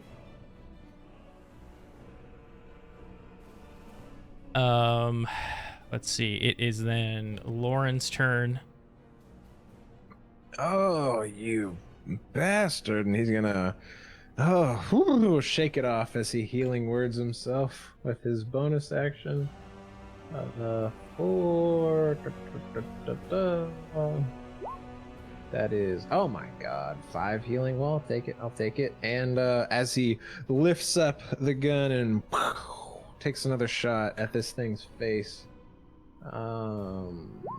for 18. Sorry, we don't have a combat map. He probably wasn't right next to you. I guess we'll say. I also, Lauren's been practicing and has the gunner feat, which lets me ignore the. Gotcha. Yeah. Perfect then. 18 hits. Awesome. For 11 piercing. Oh yeah, he looks real weak now that you've blown 2 holes in him and punched his face a couple times. Get him, chef, and that's all I got. Yeah, it's Chef's turn. All right, I'll just get around this guy and like just both hands on my cleaver come down on him. Go for it. Oh, Yeah, miss. yeah. So with that, I'm just not intellectually there anymore. So I'm gonna action surge. Actually, no, I'm not even gonna do that. I'll just miss. Okay. Cool. Up next is Nive. She'll reach her arm out and arcanely grab one of like a box or something off of a shelf and then whip it at him, so he needs to make a dexterity saving throw. Dex save. Let's do it. I'm gonna give him a good die because that die always rolls bad. No, give him a bad one. He's Give him a almost bad dead. one, He needs a please. fighting chance. No. Oh, that's a good roll. Curb I stop. need this for me though. He gets no modifier though, so 16 flat. That's enough. You had to use a good dice. Yes, I did. That's it. Oh, so it's a save or suck. Yeah, Okay. catapult sucks. All right. Yeah, he dodges out of the way of this box, and as it crashes and splinters, he takes a disengage action and scurries as far as he can. We'll say heading to. He is disengaging. Yeah, I'm gonna take an attack of opportunity with You Sentinel Feet. disengage though. Oh, you have the sentinel Oh, feat. sentinel. Ooh, Yes. baby. Stop for him, it. lock him down. See if you can't hit him as he tries to escape. 7, chef. Oh no! Oh, dude, I rolled a 1 and a 19. It's 24. Oh, okay. Yeah. As he scurries past Lauren and Clara, he makes his way to you, and as he passes, you bring it down, bisecting him in the middle of his two, in the middle of his body, splitting the 2 mouths apart. He dead. Oh, well. Sorry to surprise everyone. I just had a hunch. What he was saying just wasn't really adding up to me. You know, I would have loved to attack him as well. I'm not gonna lie, I was pretty close to just knocking him out, but I think shooting someone's leg is taking it a bit much. But that's a lot coming from me. Was it a bit much? I mean, it turned out, did it not? True. Sometimes you make a gamble, and well, this one worked. Not something I would do for anyone. I figured if anything, I could just heal him if he wasn't a disgusting tentacle worm creature thing, but worked out. So we'll just take more gambles then. So if we see someone we don't trust, we just attack them without second thought, right? Well, maybe try to not hurt them too bad so I can actually, help them. But we could still hurt them. But, well, maybe not hurt everyone we don't know. I just remember, just make sure you shoot him in the leg. That's not too much, is it? I would be careful what I say to Clara. I'm like staring at Lauren, though, hoping he finds the irony in what he just said compared to what he just did. Yeah, this thing packs a kick. Once again, good purchase. Well, should we go see if, any actual prisoners are in the hold, or more of those monstrosities? Let's take a moment to think about what is happening here. This thing was obviously trying to lead us to something. Well, I mean, he clearly doesn't have friends, and if he does, they're not the best. So we have no reason to be on here then, right? We'll just tell the captain. More than likely, it's a trap. We'll just tell the captain we couldn't find the supplies, or they were all destroyed, and he'll be like, "Oh, well, you couldn't find any, oh, too bad," and then he'll leave. But Clara, think about all the money from all the supplies on this ship. I could just get money from somewhere. I could just get money from somewhere else, though, like back in that asteroid. Now, Clara, if there are more of those things, you didn't get to punch this one. Do you think that they're actually better at fighting than you? That they were able to escape your wrath? I mean, you can't let them have that win, can you? I really hope your reverse psychology doesn't come to bite you in the ass there, bud. Well, it's just their blood. It's not really my type, and most of these guys are already dead, so they're not really worthy in my eyes. I can see the songs now. Clara the Mighty, bested by a worm. I don't like that title, actually. I think the Mighty is a bit overused. It is cliche.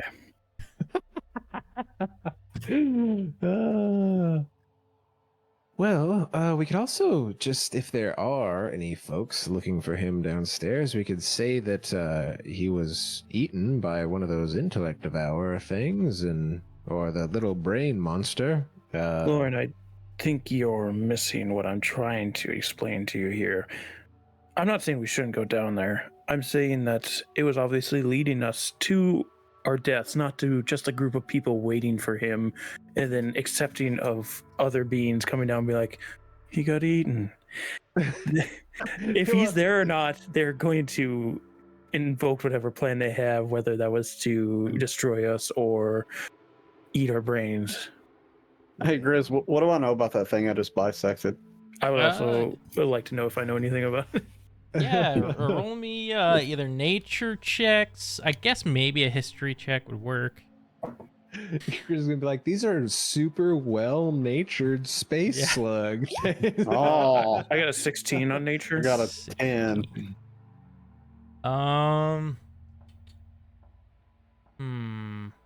Let me pull back up that sheet that I just closed.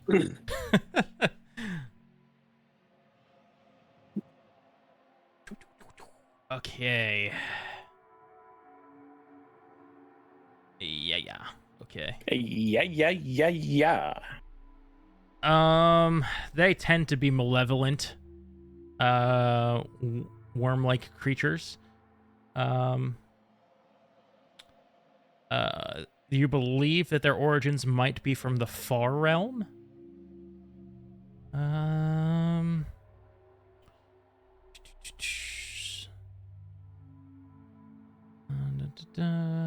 trying to find something actually useful.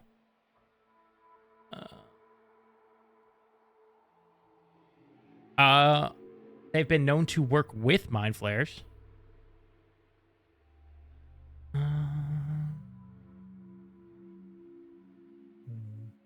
Yes, so where an illithid would devour a brain, these creatures often they have a nice symbiotic relationship with mind flayers as they would eat the rest of the prey. Would these happen to be carrion crawlers? No, they're called sirloins. Sirloin steak. Sirloins? I don't know how you pronounce it. Sirloin? I don't know. Sirloin. This thing would have been working with the mind flayers that ran this ship, so would I know what mind flayers answer to? What mind flayers answer to? Yeah. Like not like what name they answer to, like what higher entity they listen to. That's what I probably should say. You know a lot about mind flares. You rolled a 26, so do Yeah. you know personally as Baka? I'm thinking an elder brain. Yeah. So we'll say yes, you do. So there might be more mind flayers that are too weak to find sustenance on their own, or they just don't want to be out and about because this thing can disguise itself, so they could be playing the abandoned ship card to draw people in. Yes, we should. If we continue to go forward, we should expect bad things to happen. Oh, Nive. So one, idea on how to surprise them, but two, would a weird living ship like this, do you think it would also have a gem? Do I know how they get their gravity well to happen around their ship? So you roll me a nature check. See what Nature Lauren's check. trying to do. Oh no, I'm just like It's a that sounds like it'd be worth 25. a lot of money. 25. You are so obsessed with these gravity wells and all this stuff that you've done so much research because you're like, it doesn't make sense. How can there be like whales in space and like they're fine, but we need these gems? Yes. That's why she loves the Kindori. One of Some the few things in this world, multiverse, she loves. some creatures just generate it through various different So I means. assume a Nautiloid. So a probably would. Nautiloid is likely considered one of these creatures that's capable of doing that. The Nautiloid itself creates its own gravity field. Oh, I just thought that would be something worth a lot of money if we could find it. Do I? But Not to pull too scientific of a card on you, because I don't know. I don't know if you know. Do you know if it's like an organ that creates it, or if it's like a telepathic thing it can do to create it, or? I like this where this is going. we're whaling, boys. Pharmacists. No, we're not whaling. We're just this thing. Yes, this thing's fine. Nive loves the Kindori. She never heard him.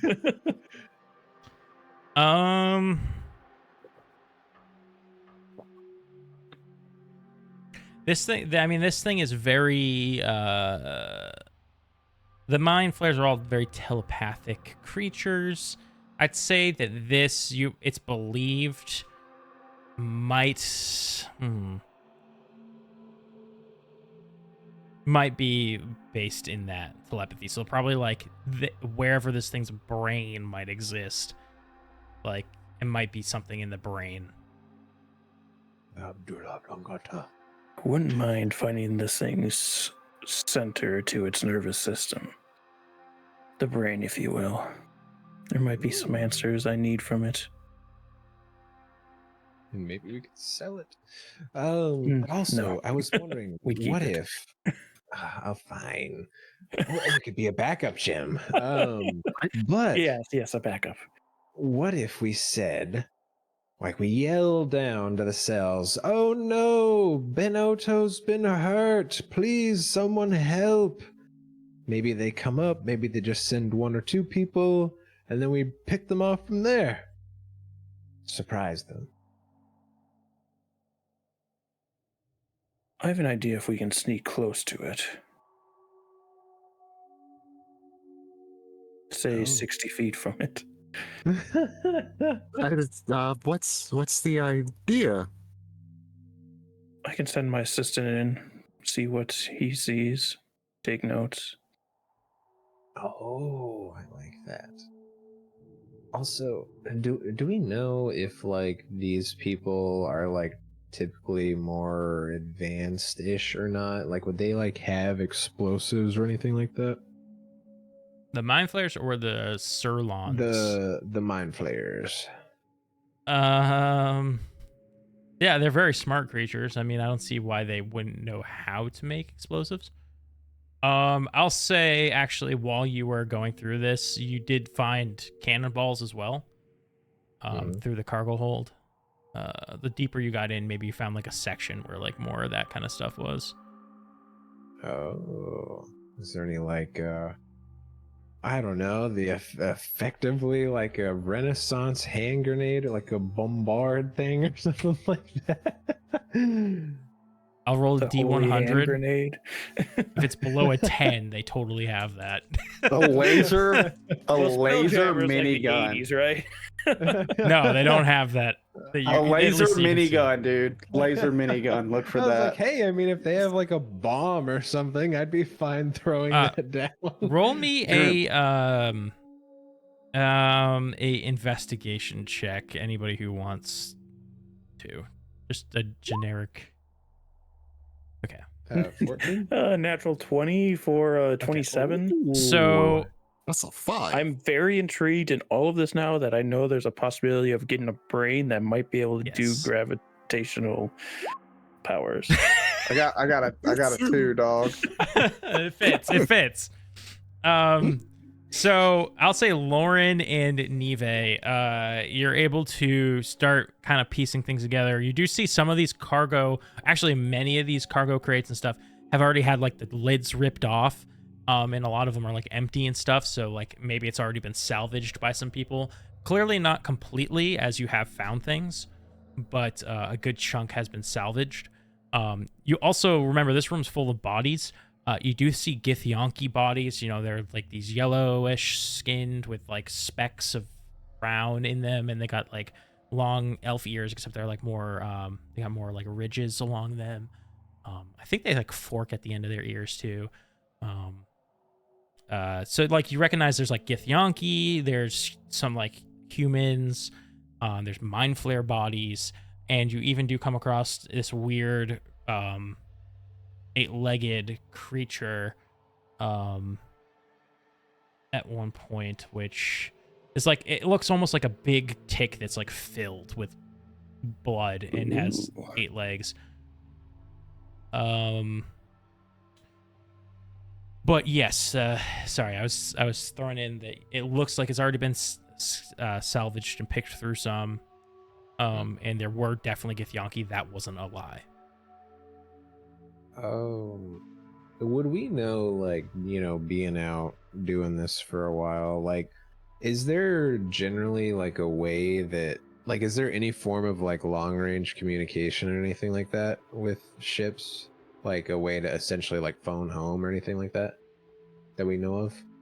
I mean, there's magics like the sending spell and stuff like that. Okay, so that like works between that. Okay. Yeah.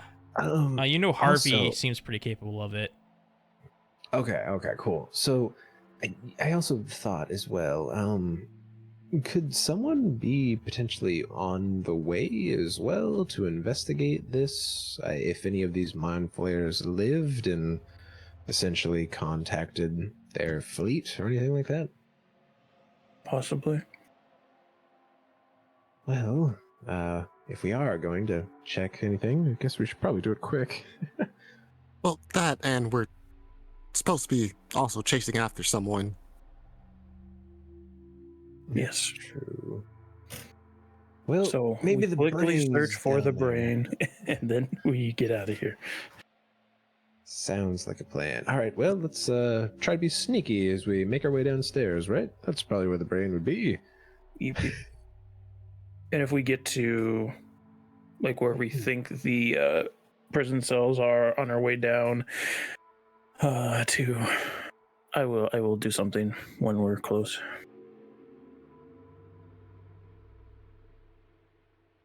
Sweet. Let's sneak it down. Yep, start walking. Oh, hope we ain't sneaking. So as you come through this cargo hold, you do come to that staircase that Benodo was speaking about. It seems to descend down and also ascend up. It's like a double staircase. Like you can go either way. Well, we assume from the because the organic fleshy part on the outside's at the bottom, but the brain might still be towards the center. I'm gonna take the book and pen from Simon, and I'm gonna send him downstairs, and then have him come back and report what he sees by writing it down. Wait, so is he a unseen servant? Yes. Okay. Interesting. How does this work? So, he has an AC of 10, hit point 1, strength of 2, can't attack. You can mentally command the servant to move up to 15 feet and interact with an object. Servant can perform simple tasks that a human servant could do, such as fetching things, cleaning, mending, folding clothes, lighting fires, serving food, and pouring wine. Once you give the command, the servant performs the task to the best of his ability until it completes the task, then it waits your next command. So I guess that's up to you if he can see things, or if I have to be seeing it for him to do it. Okay, this is what we'll say. It's And just he can one... only move up to 60 feet away before he disappears. That's why I wanted to be close. Okay. It's one of those things where it's like, this could be very game breaking, I feel like. That's why I'm leaving it to you. If he can see on his own, or if I have to see what he is doing for him to do it. Great question. I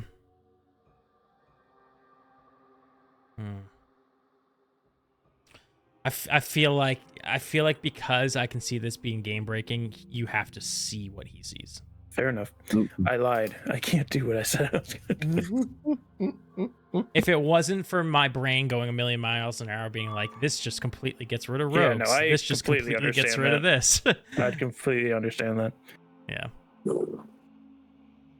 Well, for the sake of time, I guess we'll just go downstairs and just go with that first assumption. Just be cautious. Yep. Lars not being cautious. Nice and quiet, please. She's not being He's taking regular steps down. As you guys start to descend, Chef, your boot hits another boot. As you look down, you see a only boots. What appears to be like what appears to be like a halfling, maybe, like slouched against the wall, clearly dead. Roll me a perception check. Oh, perception. Natural 20. Nice. Wow. As you quickly glance at it, make sure you don't trip. You see under one of its eyes this this bulge sort of move and squirm. All right. Lauren, you got a dagger on you. Yes. Here. Okay, got the dagger in one hand. Reach around, pull out a jar, take the lid off, and like really quickly I shove the jar right underneath this halfling's like eye socket, and then I just like hurry up and like I just cut this thing's eye open and just like reach my fingers in there real quick and just start like putting it all in a jar. Gosh. Okay, so what I'm gonna have you do is either roll me a sleight of hand or a dex check. Ooh, let's do it. Maybe I should have used the dagger. Yeah, maybe. They're both zeros. Okay, Let's couldn't remember try it. if sleight of hand was dex, but obviously it is. It is. Let's do it. Let's do this. No, I did get another nat 20, but it was on the fucking advantage roll, so it was a 6. You slice and you try and like push out this bulge, and it does come out, but you miss with the jar, and it plops onto the ground, and it starts like trying to right itself, squirming, and disappears somewhere beneath this corpse.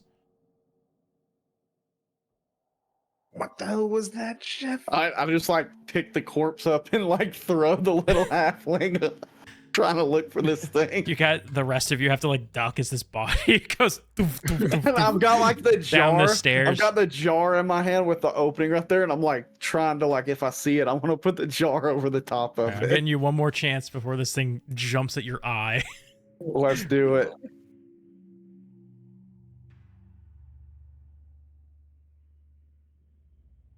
Oh, that's an 8.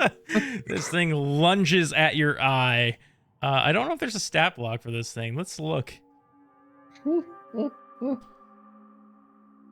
There's just slad tadpoles. What would this be called? I always thought they were called tadpoles, but apparently They're let me see. There is a name for them.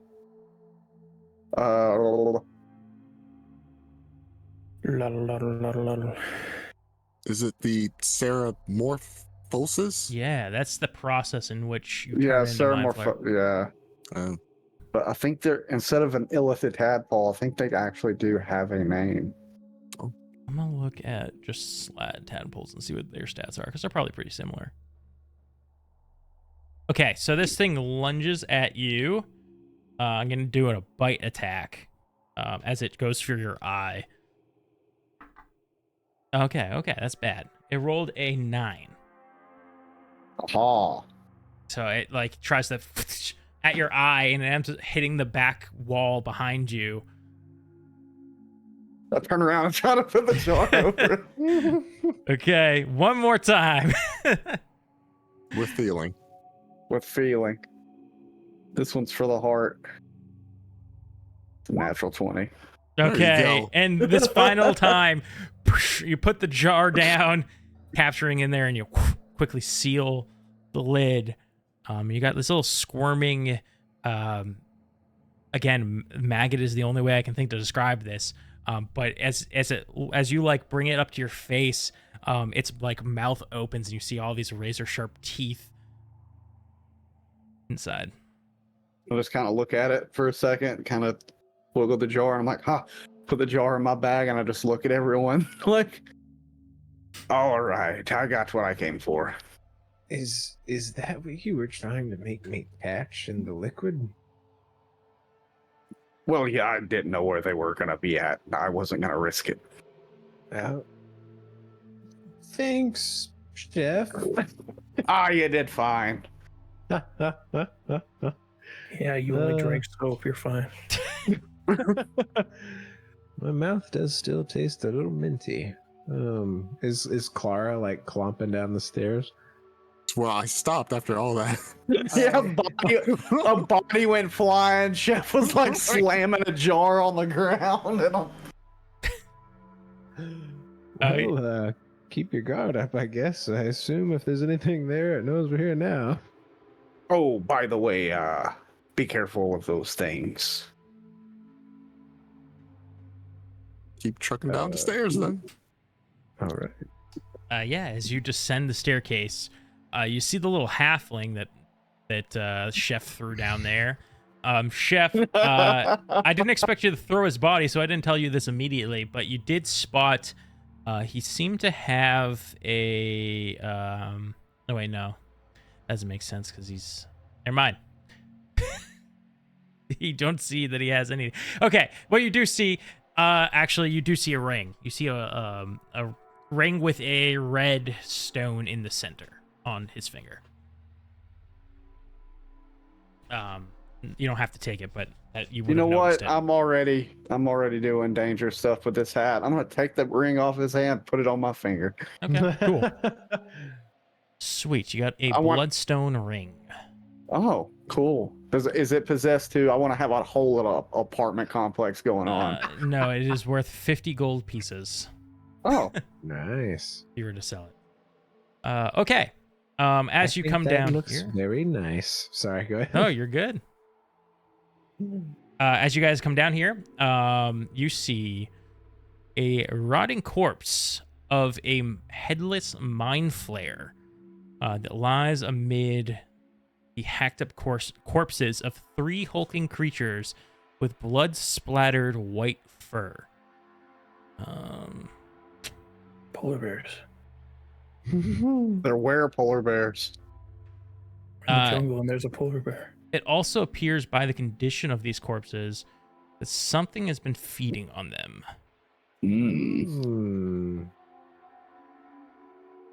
Were they all headless or just the mind flayer? It looks like just the mind flayer. Oh. Do we think it's more of whatever that thing was upstairs?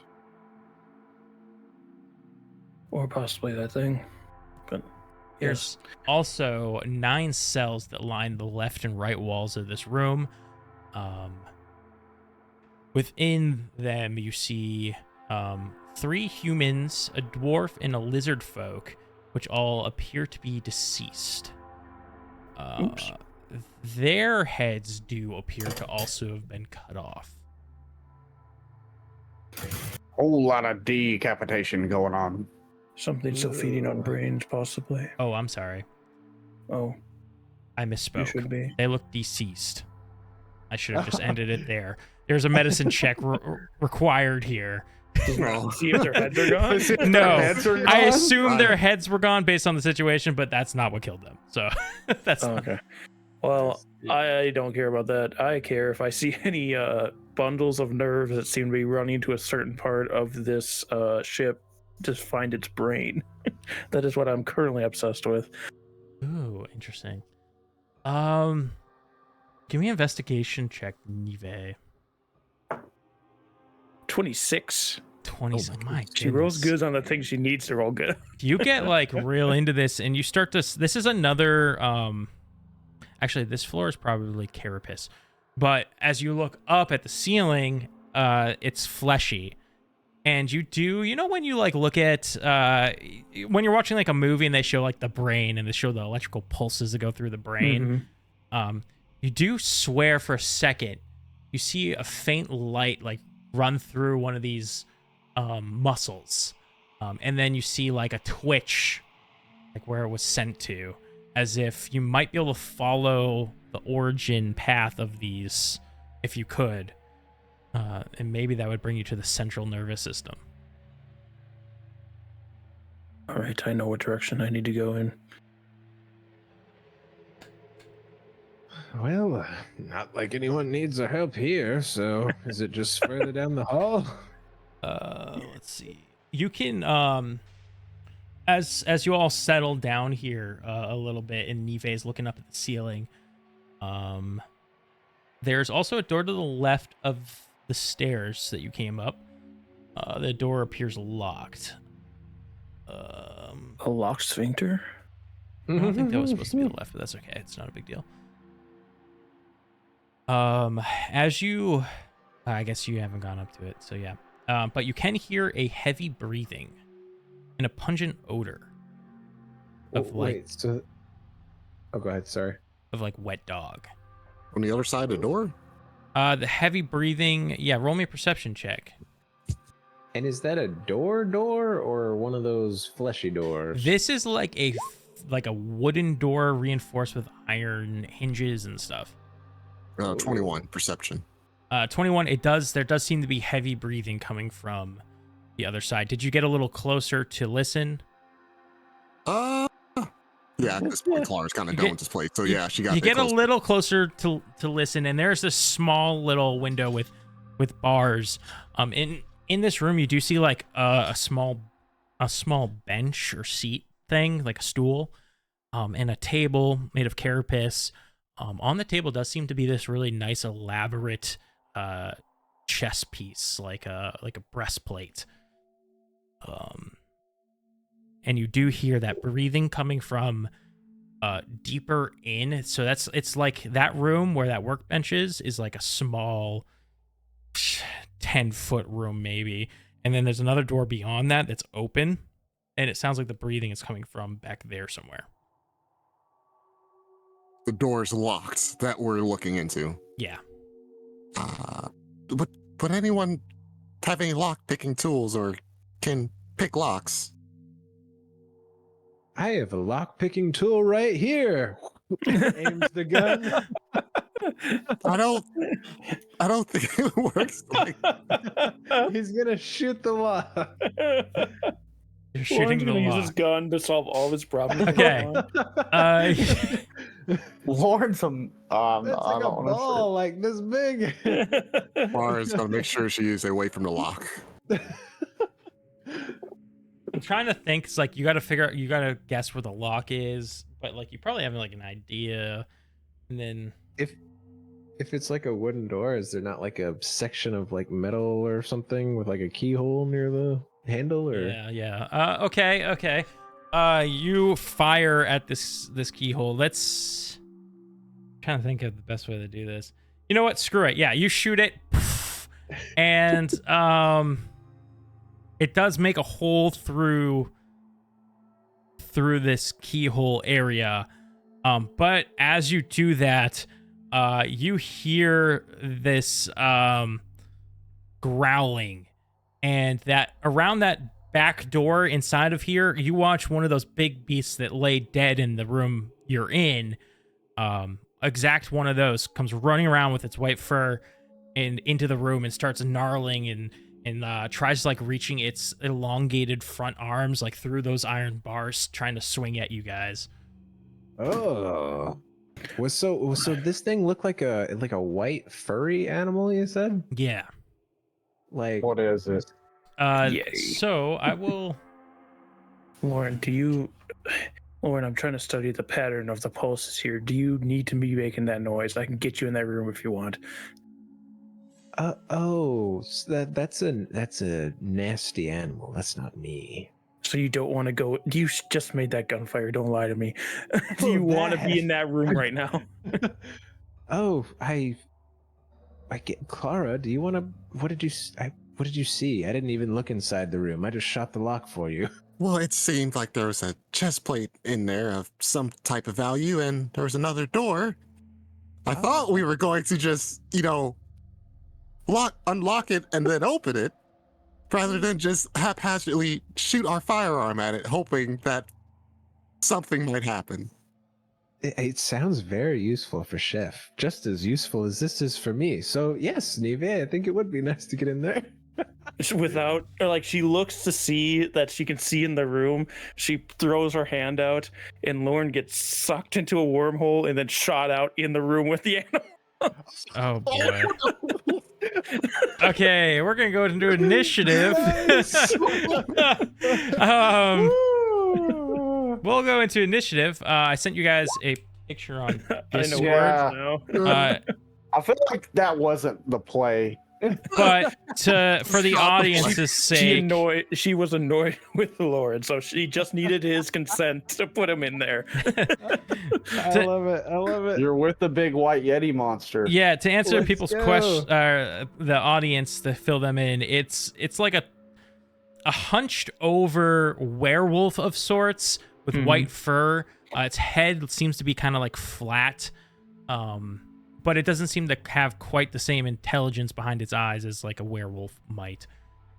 And it's probably a little bigger than a werewolf and has lankier arms. Yeah, they're pretty big. I got a 5. Now that I got Lauren in there, I don't need to be part of this combat, so I rolled last. Or I got a 14. Okay. Cool. I got a 14. 14. Clara's definitely going before me just because I know Clara's dex has got to be higher than mine. Oh, yeah. It's a 4, you have a 0. What did Lauren get? Oh, sorry. Oh, okay. He got Just dead. He was dead. Oh, shit. Okay, I'm glad I asked was you. ready for it. These things aren't too bad. You'll be fine. And then cool. All right. So, up first, Lauren, you get poofed into this room, and you actually are poofed behind the Quaggoth. Yeah, which is the name of this creature. Spits them out behind the Quaggoth. So it doesn't immediately react to you jolting in, but you have like an opportunity here for an attack. What would you like to do as you are now behind this creature? He's going to like poke it with his musket, and I'll burn a bardic inspiration to unsettling words as for a bonus action to use unsettling words, so it'll take this off its next saving throw. Oh geez, my bardics are d6s, right? And I am going to say with suggestion, you sit down right now without moving until I tell you to. I don't know why I'm grabbing for physical dice. So for the saving throw, It needs to take off. 1. Ah. Sheesh. So he takes 1 away from his save. Is that what you're saying? Yeah. And he needs to beat a 14. Okay. It's wisdom? It is a... Here, I'll just click on it again so I just forget. It is a... Yeah, wisdom. Yep. Yeah, wisdom saving throw. Okay, he rolled a 15 plus 1 for 16 minus 1 for 15. Still passes. So he passes, and he goes from reaching his arms out of the iron to like pulling them in and turning around. It's Clara's go if Lauren's done. Am I within 5 feet of it? Of the Quaggoth? Yeah. You said you walked right up to it and like poked it in the back, Oh, right? I poked it. So you're totally within 5 feet. How big is that room they're in? Like, it's not like a 5 feet room, is it? It's 10 foot square, I guess. It's not enough space. Oh wait. Oh, it's too late. It's too late. It's pretty small. Gosh. All right.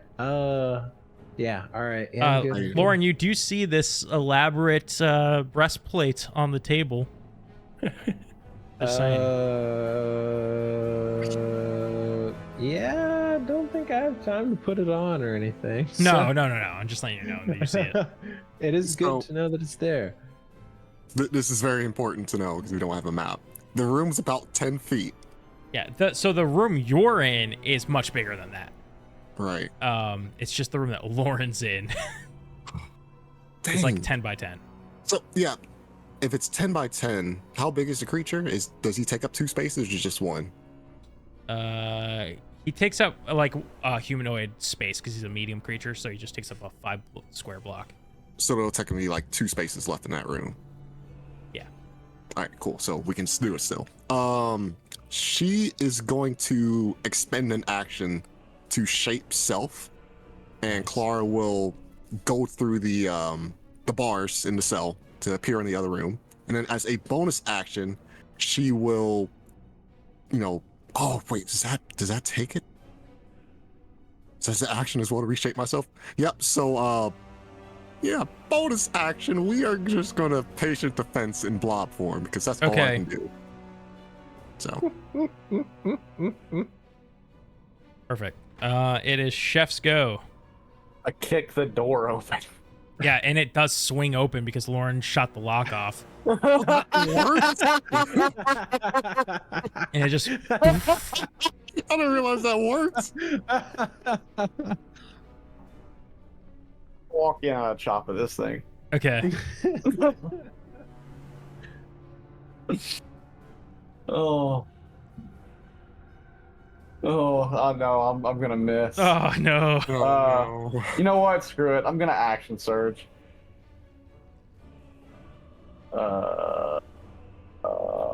Where's action surge?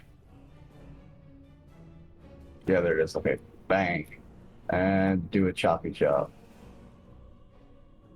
Yeah, it ain't in the cards today, boys. Yeah, maybe it's the tight quarters in here are making it hard for you to get your full swing behind it, and maybe your brain's not working as fast as it should. Yeah, it's not. I'm not firing on all cylinders right now. So then it would go to this thing's turn. It is going to... It feels pretty surrounded. I think it takes 1 claw attack at Lauren and 1 at Chef. So we'll do Lauren first. All right, so he's taking an attack at Lauren. Yeah. I'm gonna do an attack of opportunity. Do it up. Nice. Sentinel's so cool. 15? 15 hits. Yay! For 9. Okay, 9 damage. Sweet. Lauren, does a 15 hit you? Yep. As it brings its first claw and rakes across your chest, your chicken breast. You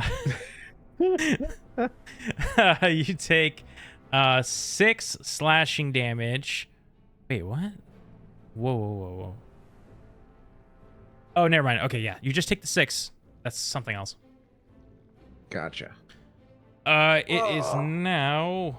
Oh, sorry. It takes a second attack at the dwarf who just kicked its way in. Sheffy poo. And that's a 16. Ah, it makes. So. Okay, so you will also take you'll take 5 slashing damage as it brings this other claw around and grabs you, puncturing your arm. It is now Nive's turn, who is at the moment looking up at the ceiling. Yeah, still trying to study the rhythm of the pulses. She'll just lift her hand without looking and shoot 3 comets for magic missile to hit it. Okay, yes, do it. 10 It is points funny. Of damage. 10 In an effort points. to make it quiet, you've made it louder. Okay. So you fire off these magic missiles, and then go through the metal bars and hit it in the back, doing very good damage. It's now Lauren's turn again. Well, I tried this the right way, but aims at this thing. Point blank range. Oh, it's an 8. Darn it! Misses. You- It smacked your musket like out of the way last second. Yeah, and you've got this, Clara. And he gives her bardic inspiration. You should not have given Kalara that. For a very good reason. That's all I got. Well, it is Clara's turn. Oh, Clara will reshape back into a humanoid. And that's her turn. And that's her turn. Chef, Yep. Oh, you're doing great, Clara. I'm gonna do a choppy chop. Can you patient defense again, Clara, or is that I could, I just don't want to burn it. you just don't want to use it? Okay, Yeah. I didn't know Chop if it. you had to burn something for that or not. That's a natural 20. nice. I'll have to burn a 3 point for it. Man, that's 3 nat 20s tonight. That's I know nuts. this is some Zorag energy. What the heck am I looking at? Oh, it's doing the 2 different types of so I don't know why it doubled it like that. Okay, that's so for this 13 for the crit, I believe. Whoa, how do you read that? Okay, I got it. Because it's what's confusing me is that it's also. So are you using this two-handed or one-handed? Two-handed. I don't have my shield out. What's Oh, 7 I plus 5 see. is 13? Is that correct? Yes. No, And then- 7 plus 5 is Oh. 12, right? Yeah, 12, it just- 12. it just So it's split it up for some 24 reason. damage. Correct? All right. Yeah. And Wait, is I'm it 22? 12 plus 12. But still a lot. Well, where's the? Because I see because the 10 plus is 3 for the 13, and then the 9 just rolled on the D10, right? Well, I think what it is. So the one-handed Oh, slashing so- damage, yeah. and then you got the. Oh, Yeah, are you doing so like a? it's You're not doing like 13 a plus psychic. 9. Thing. Okay. Not yet. I am, Okay. but not yet. Okay. 13 plus 9, so that's 22 slashing, and then I'll use one of my psionic die to do. Oh, yeah, this is why this is gonna suck. Because my psionic die, my modifier relies on intelligence, so it's a 1d6 minus 1 now. But wouldn't that So be doubled 4. as well? Because that's part of the crit. Oh, you think so, right? The dice for the psionic should be doubled. It would be, I but don't know. it doesn't matter because as the jets on your arm or whatever ignite into gear and you bring it across, you slice clean through this thing, and it dies. Not too bad. Ooh. Thanks. Lauren, you gotta be more careful. I just appeared in this room. I mean, I don't know how to teleport. you know, blowing a lock with a gun's not what I asked for. You asked if I had a way to open the lock, and I opened the lock. Yes, I but I feel like she specifically asked for a lockpick. I did. Ah. I just think you're ungrateful. Chef, would that work for you?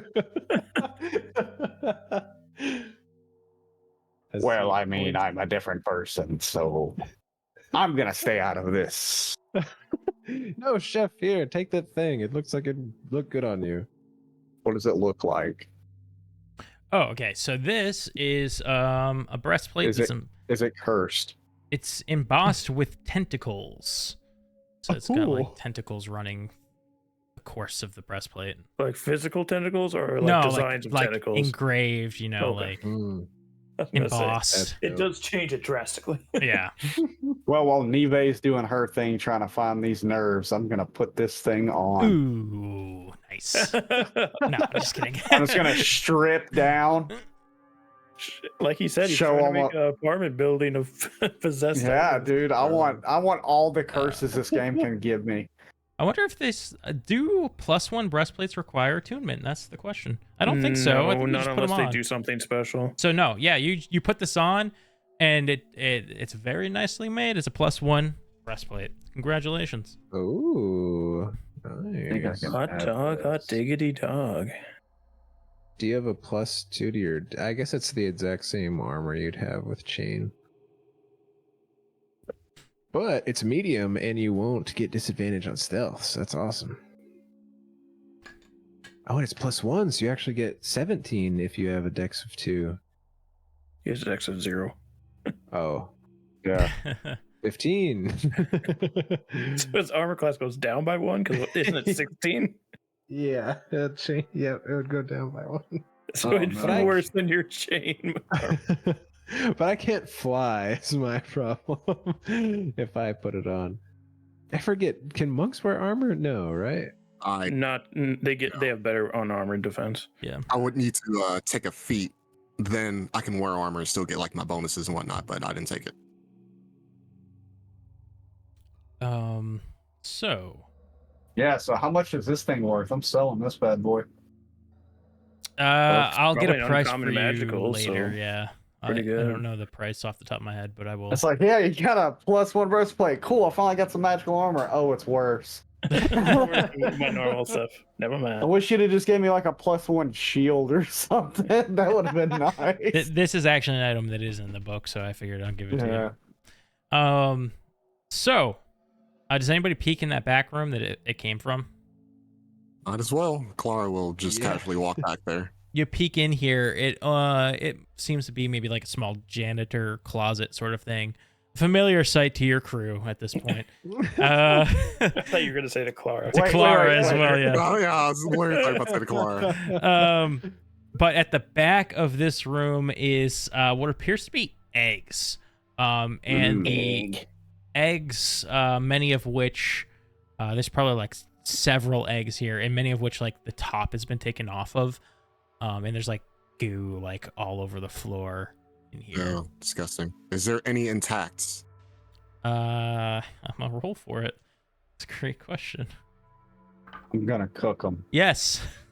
There Let seems to him be cook. one intact. Clara will take the one. Okay. And yeah. Oh no. Let me see what kind of eggs these were, because I don't know if I wrote it down. Oh, I always hated that scene. Oh no. I've never liked that scene. For the audience, what's the scene you're referencing? He shared a gif of the freaking alien queen laying eggs from I think it's Aliens. Yeah, I think it's the second one, yeah. Oh, I don't like that, man. Especially paired with everything else we've been talking about. Like, Clara,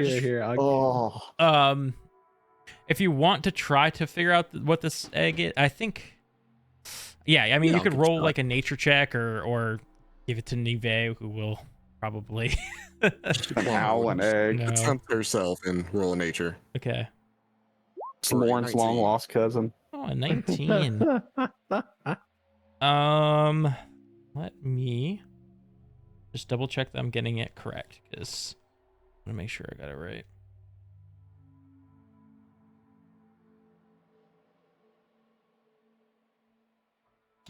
Man, do they really not have it like right here? Well, I guess I'll just decide for myself.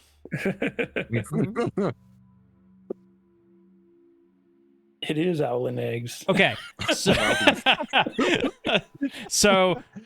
you look at you come over here to the back of the closet, and there's all these discarded gross eggs. And you do see you do see one intact. You hold it up and you kind of, what's that called when you check to see if like a chicken egg is, Hold it up to the light. I don't know. Yeah, you hold. There's a word for it, but you hold it up to like a light, and you do see what seems to be sort of like a small maggot inside. It might be one of those creatures that Benotto was. It's even worth keeping around.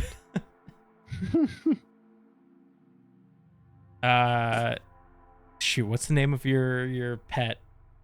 Gloop gloop. Gloop gloop. Crawls down your arm and kind of like grabs onto it, like holding it. He's gonna eat that later. Yeah, I was worried He wants to be a mother. You let him have it? Or that. Yeah, Gloop gloop can have it. He takes like two of his pincer things and like holds it up and then climbs back onto your back with the rest of his legs. Oh, jeez. Yeah, he's keeping. He's Gloop just throws it at the wall. Just Just know, Gloop Gloop, if you lose that, that's your fault. Yeah, I can't wait till we have the thing on the ship. yeah, and someone's gonna turn into an illithid. Oh no, this is the one that eats bodies. No, what I'm saying is I'm totally gonna lose that tadpole on the ship. Yeah. So you regroup. Nive, you're staring up at these things, these pulses. Electrical pulses. It seems like if you want to, you think, okay, if they're being sent down this way, I got to follow them the opposite way they're being sent. It appears you actually have to go up. All right, so we're heading back upstairs. And are you done playing around down here? Was there anything like further down the hall, or is it just like the cells and then like more just hull? Yeah, it was just cells, and then that one guard. It was a guard room, and then beyond that, the little janitor section. Oh yeah, did we find anything in the guard room at all? Really? That breastplate. Oh, okay, you probably also find like the keys to the cells. Oh, okay. Lauren will take the key ring just to, I don't know, see if they work anywhere else, I guess. Okay. Cool. Good. Now you ain't gotta shoot any more locks. Yeah. Yeah. Here, I can open some more locks for you, Clara. As he twirls his musket and not the key ring. You see Clara slowly like raise her fist and then just slowly drops it. Well, lead the way, Nive. Let's see. You guys ascend the staircase following these electrical pulses. As you crest the stairs, the ship opens up to a giant deck open to Wildspace around you. The splintered remains of a mangonel lie on the forward deck. Strewn about are piles of ammunition. We're going to end tonight's session right there, though. Oh. We'll pick this up in the next one. Thank you all so much for watching. Make sure to leave a like. And also, I'm going to try and get the poll out for inspiration. If you guys want to start voting on that to see who earns inspiration next, that'd be greatly appreciated. We'll see you guys next time. Thanks for watching. Peace. Let's keep making stories together. That's what I'm supposed to say. Aww.